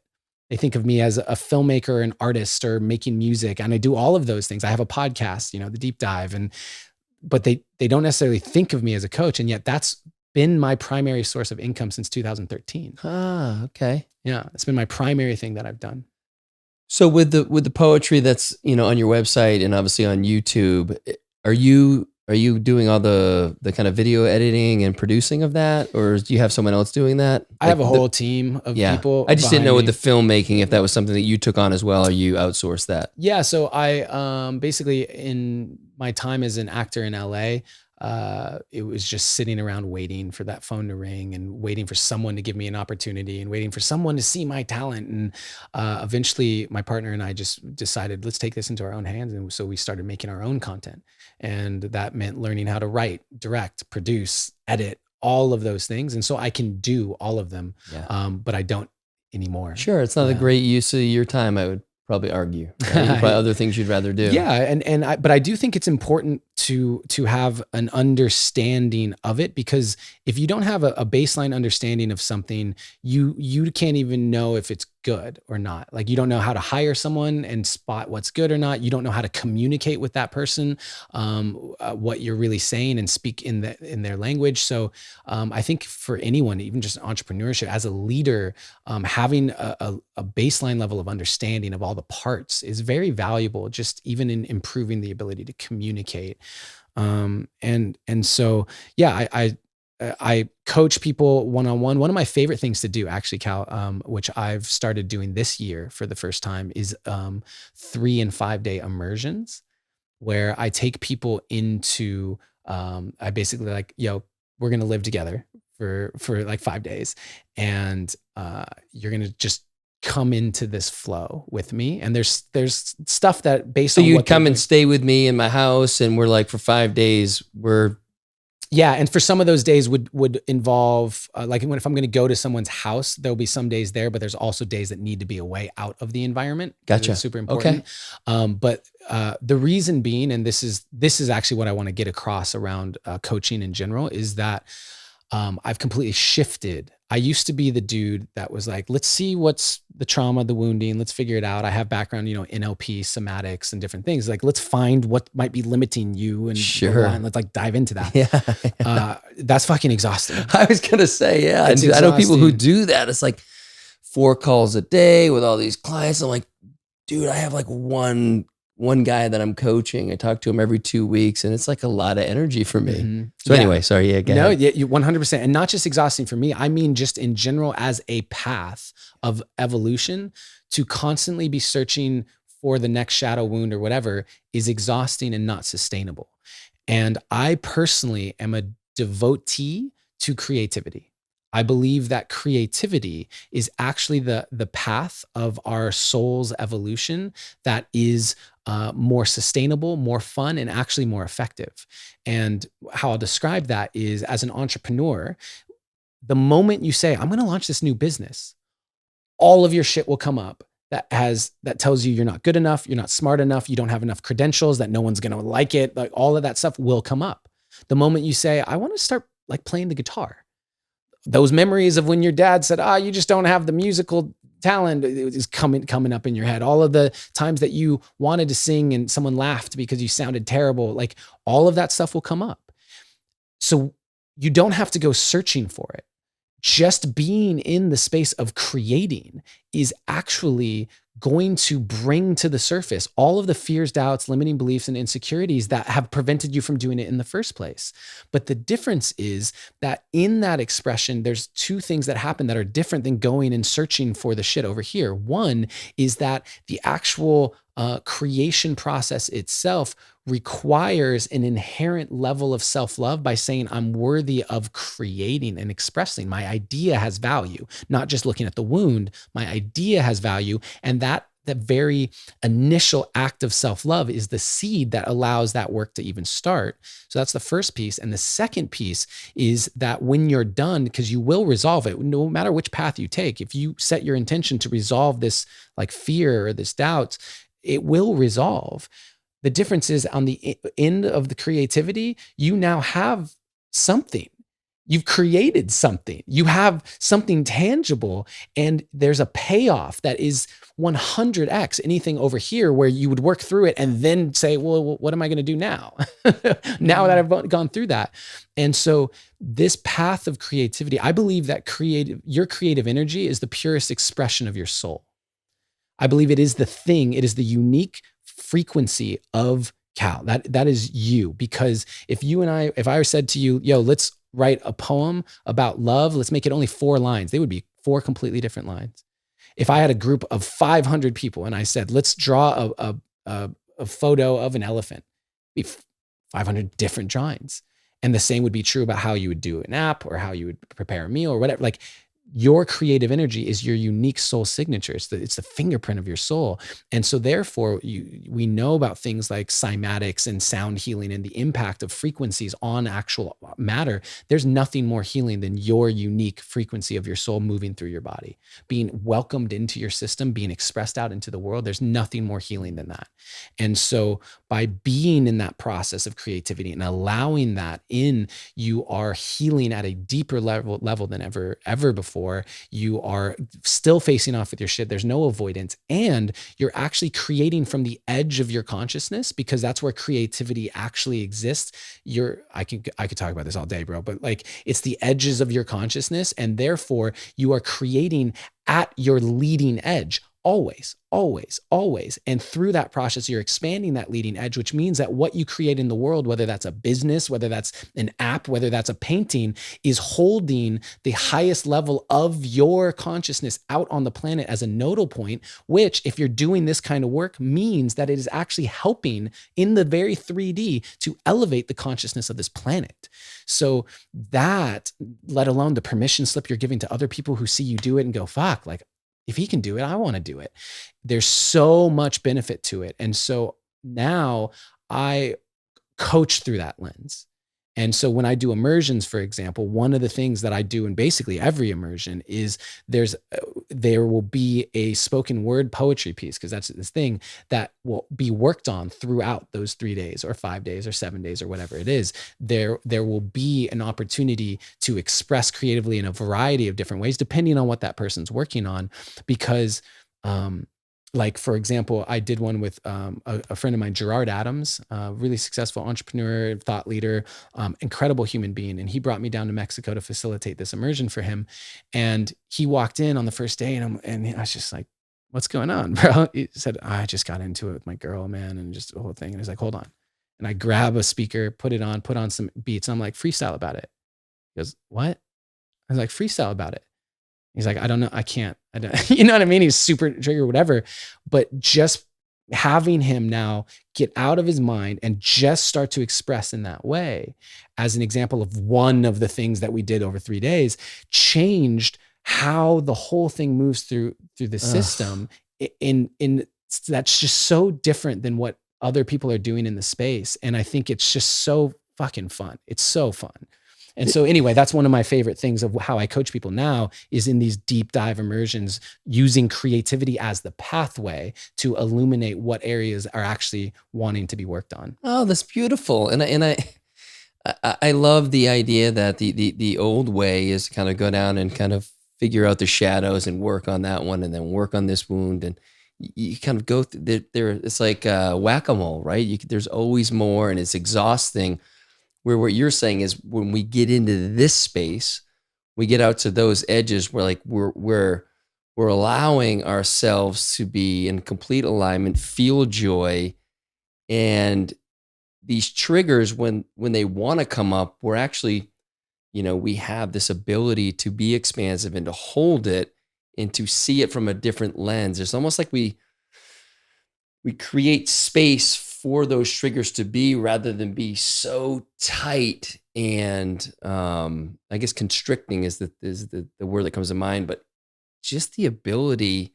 And then it's like, again, I feel like these wounds, even though they're internal or they're shadows, it feels like they're almost external in the way that we're trying to seek them out, where this work is really heart-centered and it allows for just a completely different lens. Well said. And it's not sustainable if it's not fun. Yeah, fuck. Like it's that simple. Everything in your life that you are regularly doing for years and years and years is fun and you enjoy it. Otherwise, at a certain point, you're done. You're done.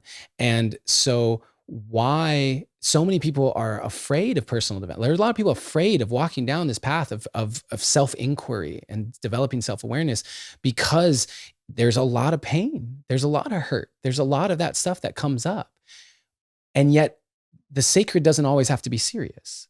There's fun available here. And that's why I think that the path of creativity and art is so, so important because, what is art? Art is the expression of creative energy into tangible form, right? And when we receive art, I believe that art is the highest leverage way in which we shift human consciousness. Because everything I'm saying right now, literally everyone listening to this or watching this, they are filtering this through their mind and the logical defense mechanisms and bullshit detector of going, do I really agree with him? Do I not agree with him? And as I say more things that resonate with someone, they're going to allow me deeper. And it's like, oh, I agree. And we develop rapport, we develop trust. And that's why someone you've been married to for 21 years could say the exact same thing as someone you just met. And that 21-year history cuts so fucking deep. What someone you just met could say something very similar. And you're just like, oh, no big deal. It doesn't really get in. Yeah. Yet, and we're in this society that has been built on avoiding the discomfort. We have a society that makes it easy through refined sugar and quick dopamine hits on social media and all of this stuff to like numb out. In so many places in the world, it's easier to get prescription drugs than it is to get organic food. And so what does art do? It bypasses all of that. Because no matter how shut down someone is, they walk into a movie theater because of how they think the movie's going to make them feel. They put on music because of how the music's going to make them feel. Art is a permission slip into someone's emotional body, and real change, like sustained true change, happens at that level. There's a correlating aspect of your emotions that has to be released.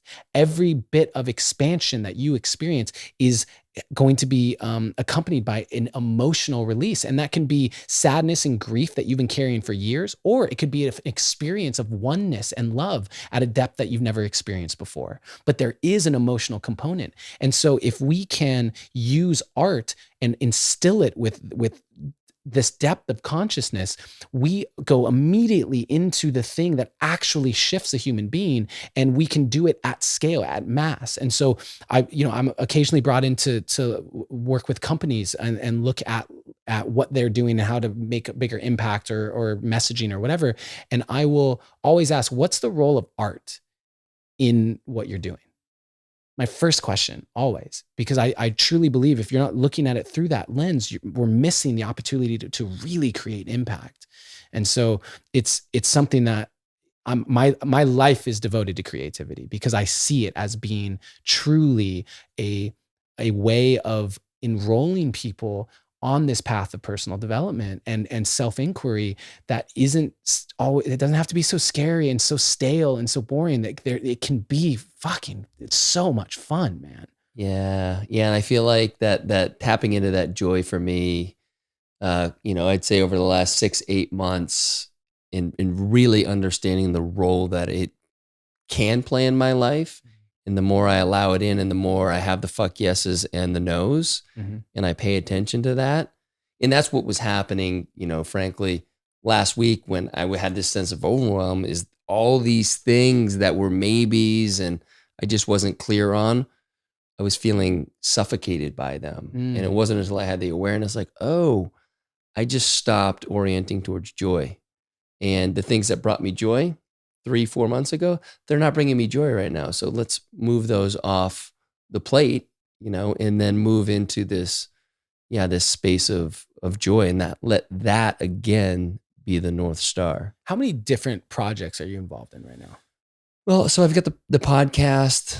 There's a lot of like within the investment, private equity investment space, there's any number of deals that are in different stages of due diligence into signing. And so when a deal comes in, it may require from the first look at it till wiring the money, it could take 6 hours, 8 hours, 10 hours. And you have enough of those on the hopper, and it can be a little bit of an overwhelm. And, and then I'm, playing in the crypto space. And then, I've got a family, and that's obviously takes a big part of my energy, and it can be a big source of joy, right? Mm-hmm. And sometimes when I'm feeling that overwhelm, nothing is really bringing that. So I'd say those are kind of the big ones. I'm in the process of writing a book. That didn't play into it, I would say, over last week. That's been in a little bit of a lull, but I would say those are the kind of the big things. Mm-hmm. So you invest in a lot of companies too, yes, right? And that's it. It's like these I wouldn't necessarily call them startups anymore. I've kind of gotten out of that seed round. But yeah, it's looking at these different opportunities like today, right? Like we're both had a little feel free, a little plug. This is I love feel free. I'm a fan. I've probably had like 4 or 5 of them. And so, right? Not now in this moment, but yeah, not recommended. Yeah, not recommended, but they're fantastic. So I stamp of approval. Well, and Josh Trent connected me with JW Ross, who's also been on the podcast, because I love the product. I used it for a couple months after Josh brought it over here. And I was like, is he looking for any investment? Started the conversation, and several conversations later, I ended up investing. And that's a great example of the things I want to invest in, that I will invest in. Mm-hmm. I love the product. I have a real connection with the founder. I believe in the founder's energy and also his business plan, but I really had a connection with him when I got to know him. And so as long as it passes the other parts of due diligence, then I'm in.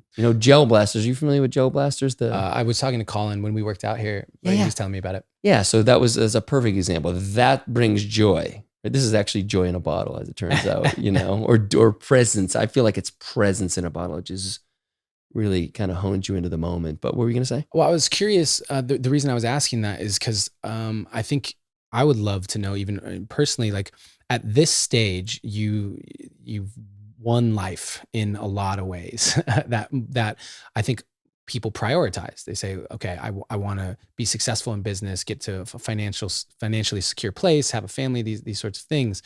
And I'm just curious what you now use as your kind of compass and navigation for what that next thing is that you're wanting. Like, what's the thing for you that is still getting you with that level of fire to create in the world?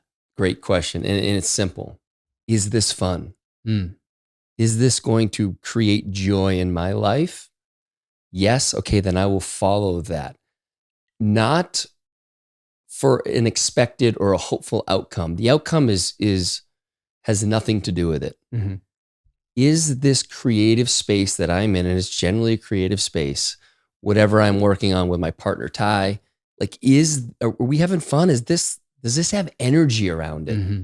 If it does, then let's not put a goal of what we want this thing to end up looking like. Let's forget about all that and follow the breadcrumbs and have fun. And as long as I'm in that energy, everything else takes care of itself. I don't, so yeah, to answer your question, I don't feel like I need to make money, but I enjoy that game. So how can I play in that game that brings me joy? So crypto can be that. Mm-hmm. It can also not be that. And there are times when it's not that. So that's when I need to check myself. Okay, so how are you looking at this thing right now? How much time are you spending on it? Is it more than you want to? Okay, then how do you spend less time on that? And again, I really got clear on that with these things that I was investing in, these companies, because over the course of 25 years of investing, I made pretty good money right out of college. So I had extra money. And as a trader, I was a trader in Chicago, you get pitched a lot of deals because they know traders have money. And so I would invest in things for various reasons, but a lot of it was based around some wounding that I didn't feel like I deserved all this money I was making, so I would give it away quite easily. And I know you and I talked about this a little bit, but Yeah.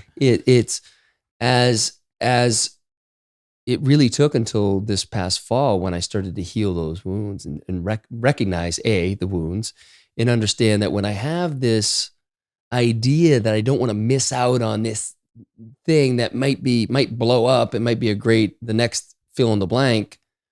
When I have that sense of scarcity around that, I'm giving my money and energy away at such a low vibration that even if it works, it doesn't feel right. It's not, there's not, it's from such a desperate place that it's not to say that all my investing previous to that, but there was enough in there where I would invest in a friend's company because I felt guilty because I had all this money. So I'll just give him 50 grand for his thing. And you do that enough, hopefully, and you recognize that that's not the way. Now, that's not what woke me up to it.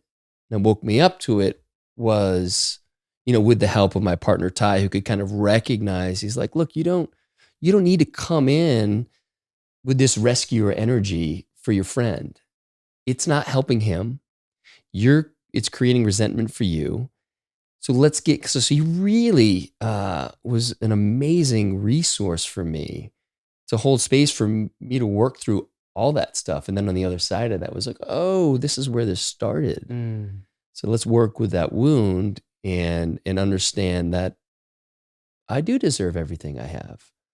And it's not to be a dick about it, but to own that. And when I started to own that, I started to have the boundaries. I was able to say no with integrity, not make up a story, to say, I'm just going to pass on this deal. It doesn't fit this criteria for me, or it's just, I'm not interested. Where before I didn't want to let people down. I wanted to be a good guy, Yeah, well, especially we talked about that. Yeah, right? Yeah. Like, so all that. So that's that. I think I got pulled out of that energy recently, and I don't know how long it was, maybe a month or so, but I just felt all of this like, fuck, why am I feeling so overwhelmed right now? And I can make a choice to relieve that. So would you advise, so following the fun, the thing that gives you energy, Yeah. would you advise that path for everyone? Is that a blanket thing that you would advise for everyone? Or do you feel like the fact that you had money or have money allows that to be, is that a luxury, so to speak? I'm curious what your thoughts are on that. Yeah, it's quite possibly a luxury. I don't know. I would caution anyone to just write it off as a luxury, that they're bypassing an opportunity to actually create joy in their life, no matter their circumstances. I think that we do get to make choices at every turn. They may not be ideal choices, but I know a fuck ton of men who have as much or more money than me that don't look at things through that lens. And so the invitation is for people to take a step back and start to invite in more things that bring joy into your life. It doesn't have to be around investment, but as you start to see that, you can start to, once you orient towards that, your life can change. I liken it to, life isn't meant to be easy. I think life is inherently hard, but you can lead a life of ease. So there's obviously some nuance around that, but I still have hard things that happen in my life. But I get to choose how I react to them and how I hold them and how I accept them. Not necessarily condoning something that's happened within the family, but accepting that this is my son's path. How can I support him so this can be something he can grow from, as an example. Right? But I think when again, I'm glad you asked the question, because it would be very easy for someone to say, well, you don't need the money, so you can just have fun all the time. I'm not just having fun all the time. I'm doing things, I'm getting in tune with things that bring me joy. And I'm making my decisions, my fuck yeses and my no's around that.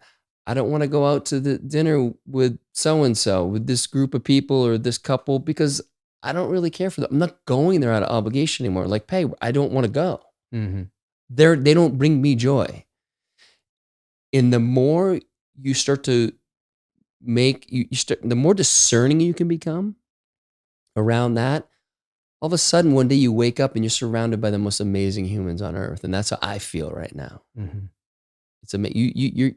You've come to a few Wednesdays here. Generally, there's 4 or 5, sometimes 8 new guys that I just feel this amazing energy. Like I didn't build that gym to have, I think 44 guys here the other day. No, it would be bigger. Fire the architect. Fucking great point. But because I was open to bringing in early on men like Preston, Stephanos, Garen, saying, yeah, they asked if they could come work out here on the Wednesday. Yeah, let's do that. It turned into, that was November. We're in May, 7 months later, 40 some odd people here. Mm-hmm. Having an amazing time. And that's another great example. My life with fitness and training wasn't around joy. I had fun in the early days of CrossFit back in 2008, 2009. And I enjoyed an element of my training because I started to train on my own and was working towards different goals. So it's not that that's bad. It didn't bring me real joy. What happens there on Wednesdays, I'm not doing it to be more fit. It happens to help on that side. That's a benefit. I'm doing it because it brings me fucking absolute joy. No matter what I do during the workout, being in the space, for those of you who don't know what I'm alluding to, on Wednesdays, we have these workouts and, there's a group of men that show up. And they're creatively called Wednesday workouts. I had my branding guy put that one together. Paid big dough for that. Paid him in Bitcoin. And that's, there was a time, probably not too long ago, that I would have been like, yeah, well, you guys can come over and work out, and tried to make it like a one and done. Mm-hmm. Not too long ago. But I felt how fun that was. And I was ready for that. Mm-hmm. I was ready. And so that's where joy shows up in my life. Mm-hmm. And so maybe that's a better lens for people to look at. I'll have the opportunity, arguably, to work out. And is working out fun for you? Is it bringing you joy? Are you doing it because you feel like you have to, because you have to lose weight, because you have to put on muscle, because da-da-da-da-da?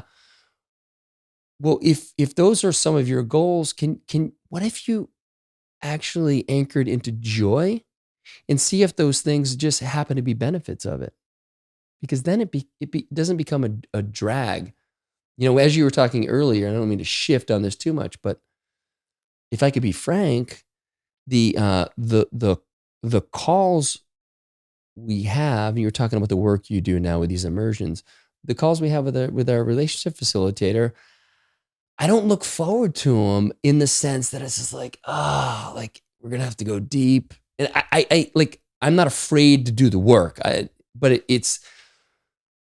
there's like a heaviness to it that what you're talking about is a completely different orientation to that. And again, in some ways, I'm okay with the ends justifying the means, because there's progress being made there, but it's not my favorite thing to do during the week. And I think there would be a way to do it that would bring me more joy, and it would be a little bit lighter, and we could still get into the work. But yeah, as you were talking about this, like, fuck, it's just like, I get fucking watching the clock, fucking hour and a half. Like, fuck, just kind of, I'm kind of done. In the last 30 minutes, like some really good shit happens, but I'm not enjoying it. Mm-hmm. And I think you can enjoy that process of inner work. I know in other areas I just haven't haven't sought it out maybe in that particular relationship space. Yeah, I mean that's very honest, and I appreciate the transparency, and you know, there's so many ways to approach it. So like as an example, like what would it look like for it to be something that like the two of you, okay, there's a conflict, there's energy here, okay, you're gonna dance it out.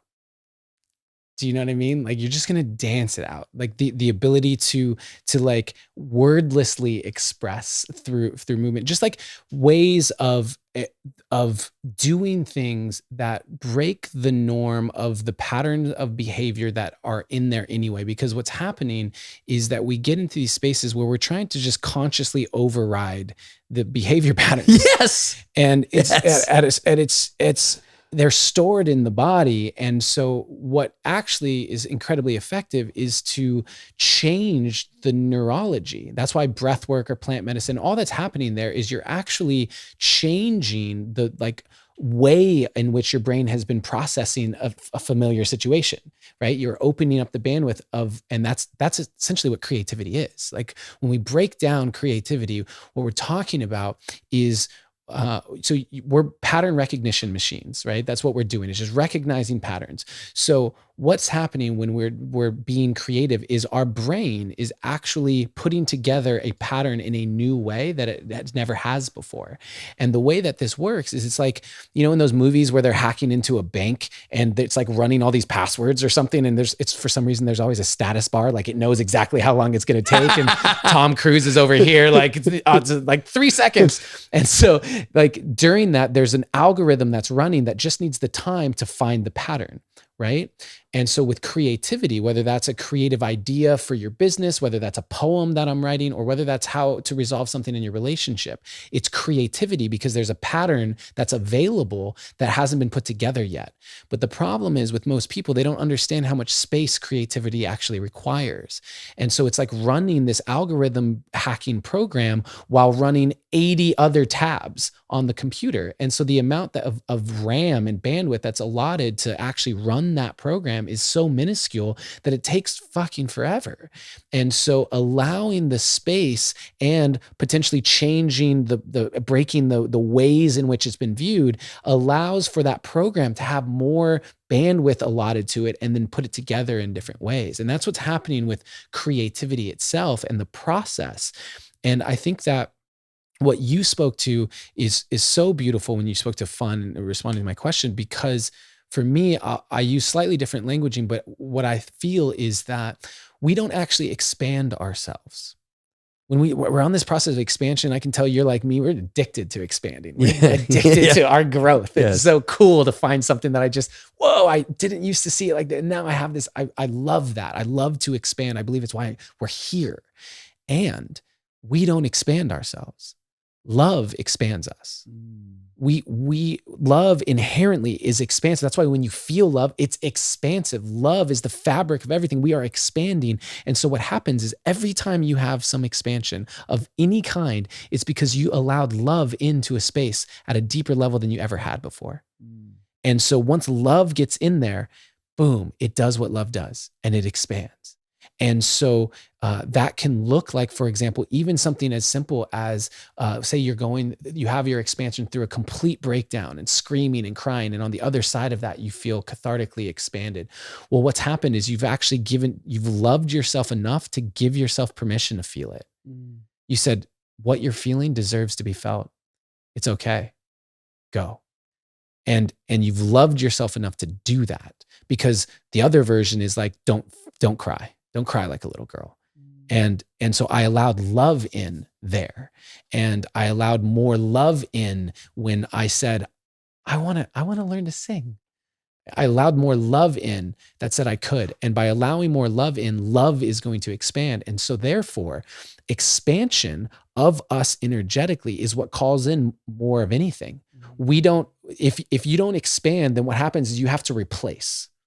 And so you either expand or you replace. And so in the process of expansion, that's where you get more abundance. That's where you get more money. Anyone who's listening to this, who's running a business, knows that there was a time where I couldn't manage anyone. It was just me doing the shit. And now I can have 5 people, 6 people, 7 people on my team that I can manage and still be doing my shit. I expanded into that.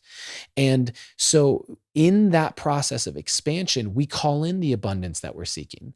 We allow more love in, we allow more opportunities, more friendships, more joy, more fun, more play, more cool creative ideas, more of life to enter into our world when we expand. And love is what expands us. And so by following the joy, like you said, by following the love, you actually expand to receive the vision of the life that you're calling in. If you're constantly in a state of obligation and doing things that you don't want to do, Yes. you are holding yourself completely constricted into the confines of who you already are.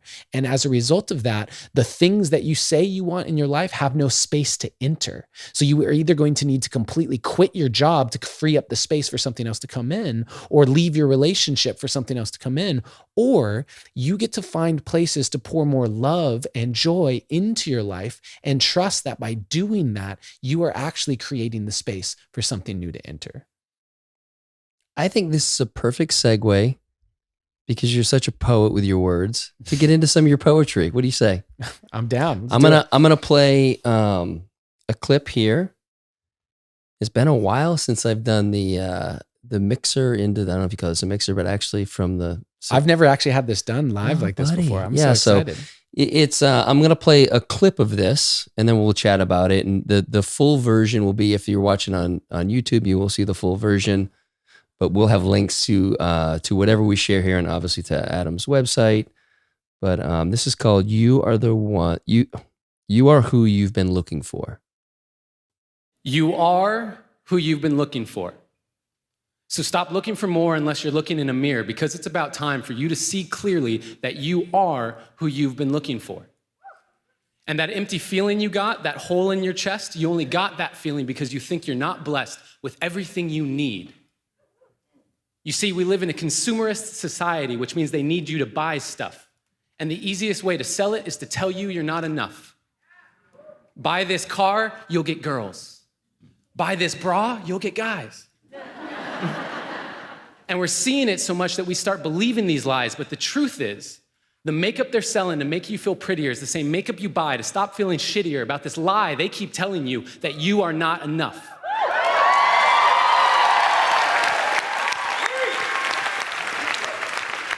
And what about the movies we watch, all the shows on TV? The more I watch, the more I see I need you to complete me. And yes, love is the answer, love is the key, but if you can't love yourself, how could you ever love me? And loving yourself, what does that even mean? Like massages and selfies and that sort of thing? Because the more I think about it, the more it feels weird. I've always been taught that self-love was something to be feared. I've been taught that arrogance is bad and vanity, it's not good. And even my bracelets are telling me to act how Jesus would. So what should I do? How should I act? I'm supposed to love myself, but how do I even do that? Well, I got a trick that I picked up from a friend who noticed that I was quick to defend her when she would say something negative about herself. She would say, "I'm so dumb," and I'd say, "You're so brilliant." She'd say, "I'm so weak," and I'd say, "You're so resilient." And when she said, "I feel ugly," and I said, "You look beautiful," she asked me why I was so dutifully filling up her cup constantly and yet treating my own cup so irresponsibly.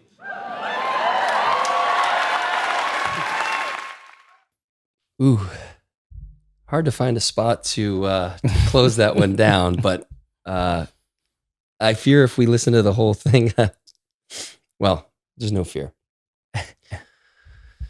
You wrote that. You've probably shared that often. What comes up for you when you hear that?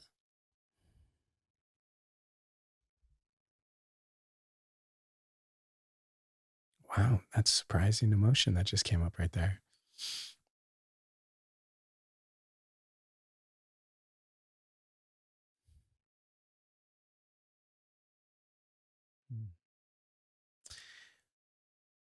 Honestly, what comes up for me in this moment is just realizing how much of my life I just really didn't like myself. How much of my life I I had so much just feelings of inadequacy, so many feelings of nothing was ever good enough. Um, and, when that poem went viral, uh, it got 40 million views in 48 hours. It, it, I mean, it just was crazy and it was insane what happened. That's an understatement. Insane. 40 million in 48 hours. This was back in 2017, October 2017. And to this day, I still get so many messages about this poem. And at the time, I mean, those messages, most of them are just thank you so much. And a lot of them are from people who are suicidal, people who are going through divorces, people who have lost children. And in this moment, what's very alive for me is like the entirety of this journey that I've been on, battling depression, becoming the this face for self love for so many people on the planet, and feeling like a fraud going through depression. Just feeling like what the fuck am I doing? Feeling completely um, just unworthy of being looked up to, or being someone that anyone has to listen to me for anything, to pay me for anything. And so, yeah, this for me is really interesting because you're catching me in a window of time in my life where I feel, maybe for the first time in my life, that I can say I'm happy. Like, I'm really happy and I love myself, and I'm proud of who I am.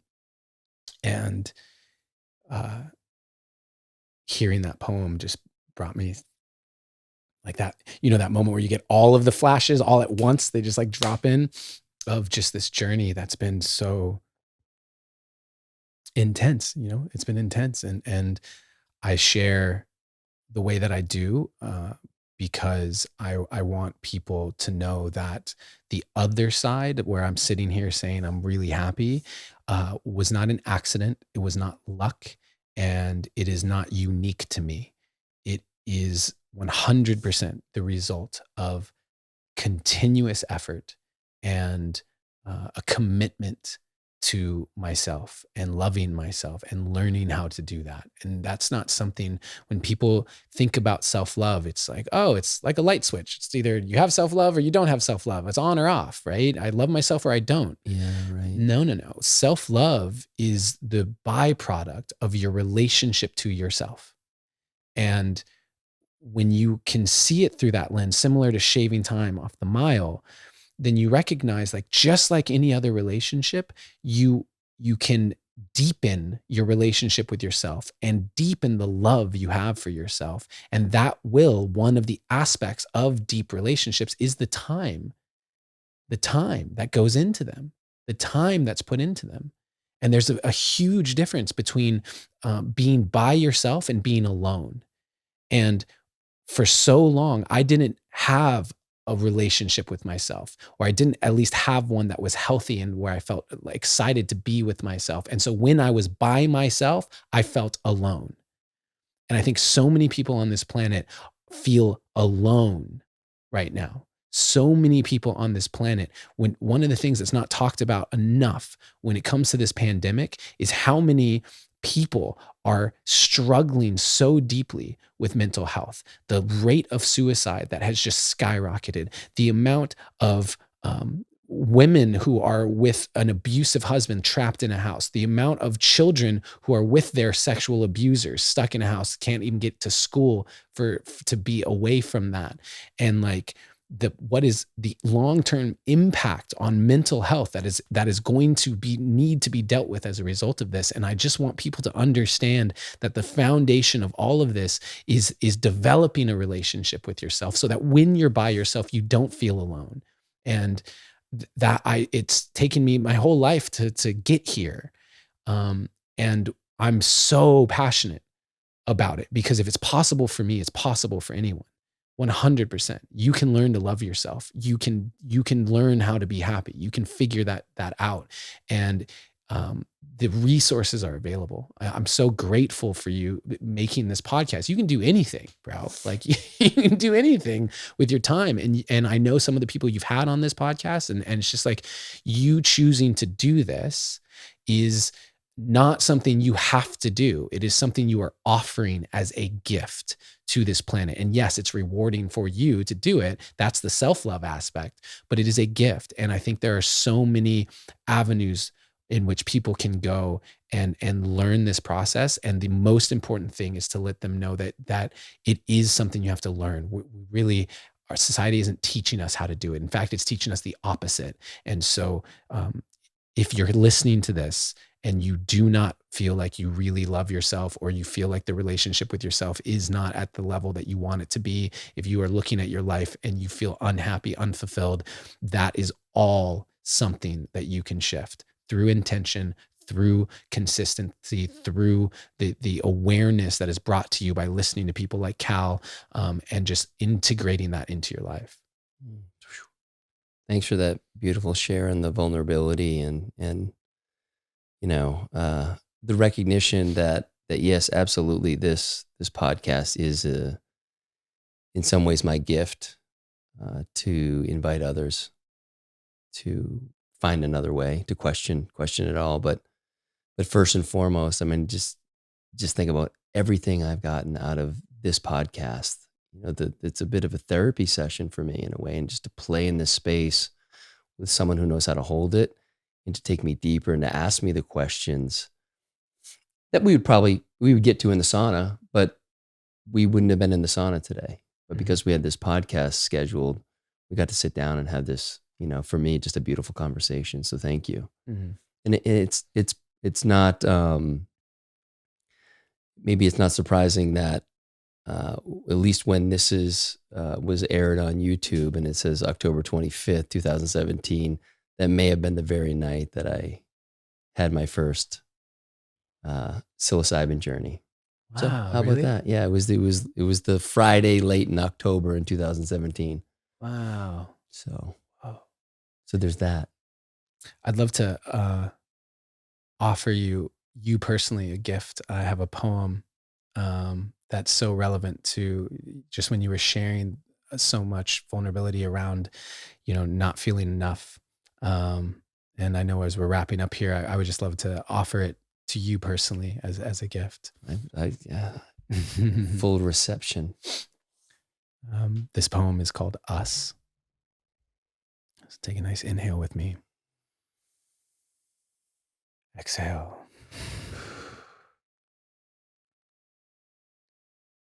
You asked, how can I know you love me? How can I trust in us? I said, don't you worry, my dear, I will give you the heavens above. I tried to give you the moon, but you said it was not bright enough.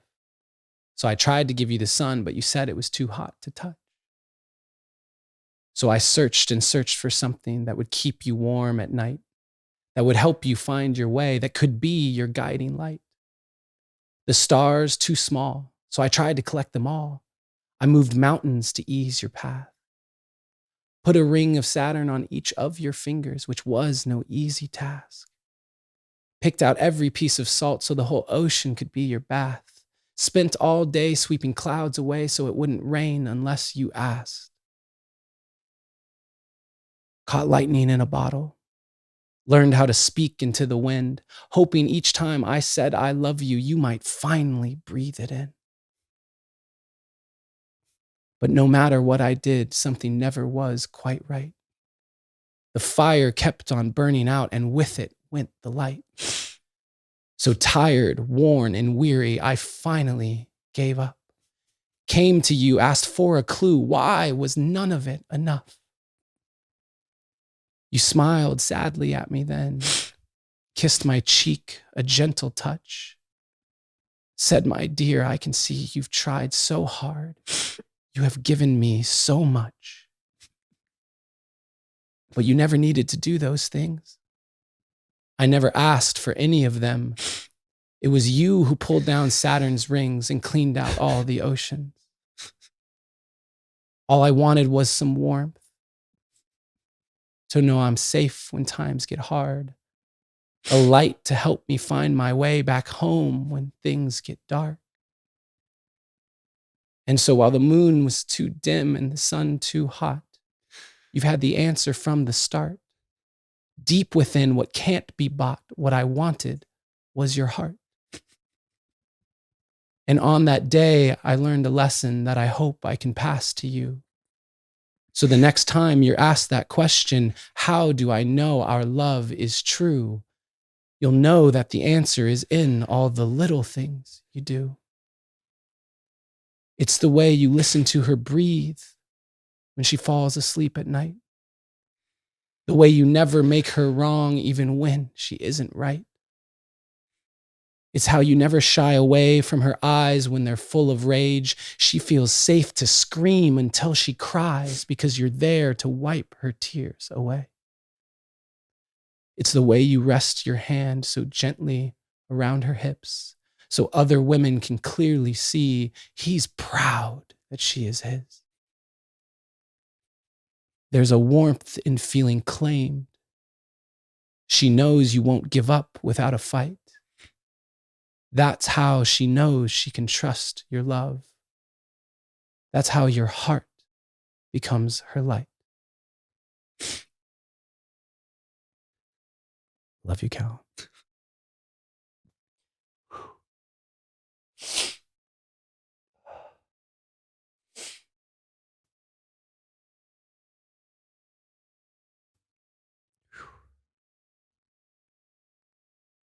Love you, brother. Love you too, man. Thank you for having me.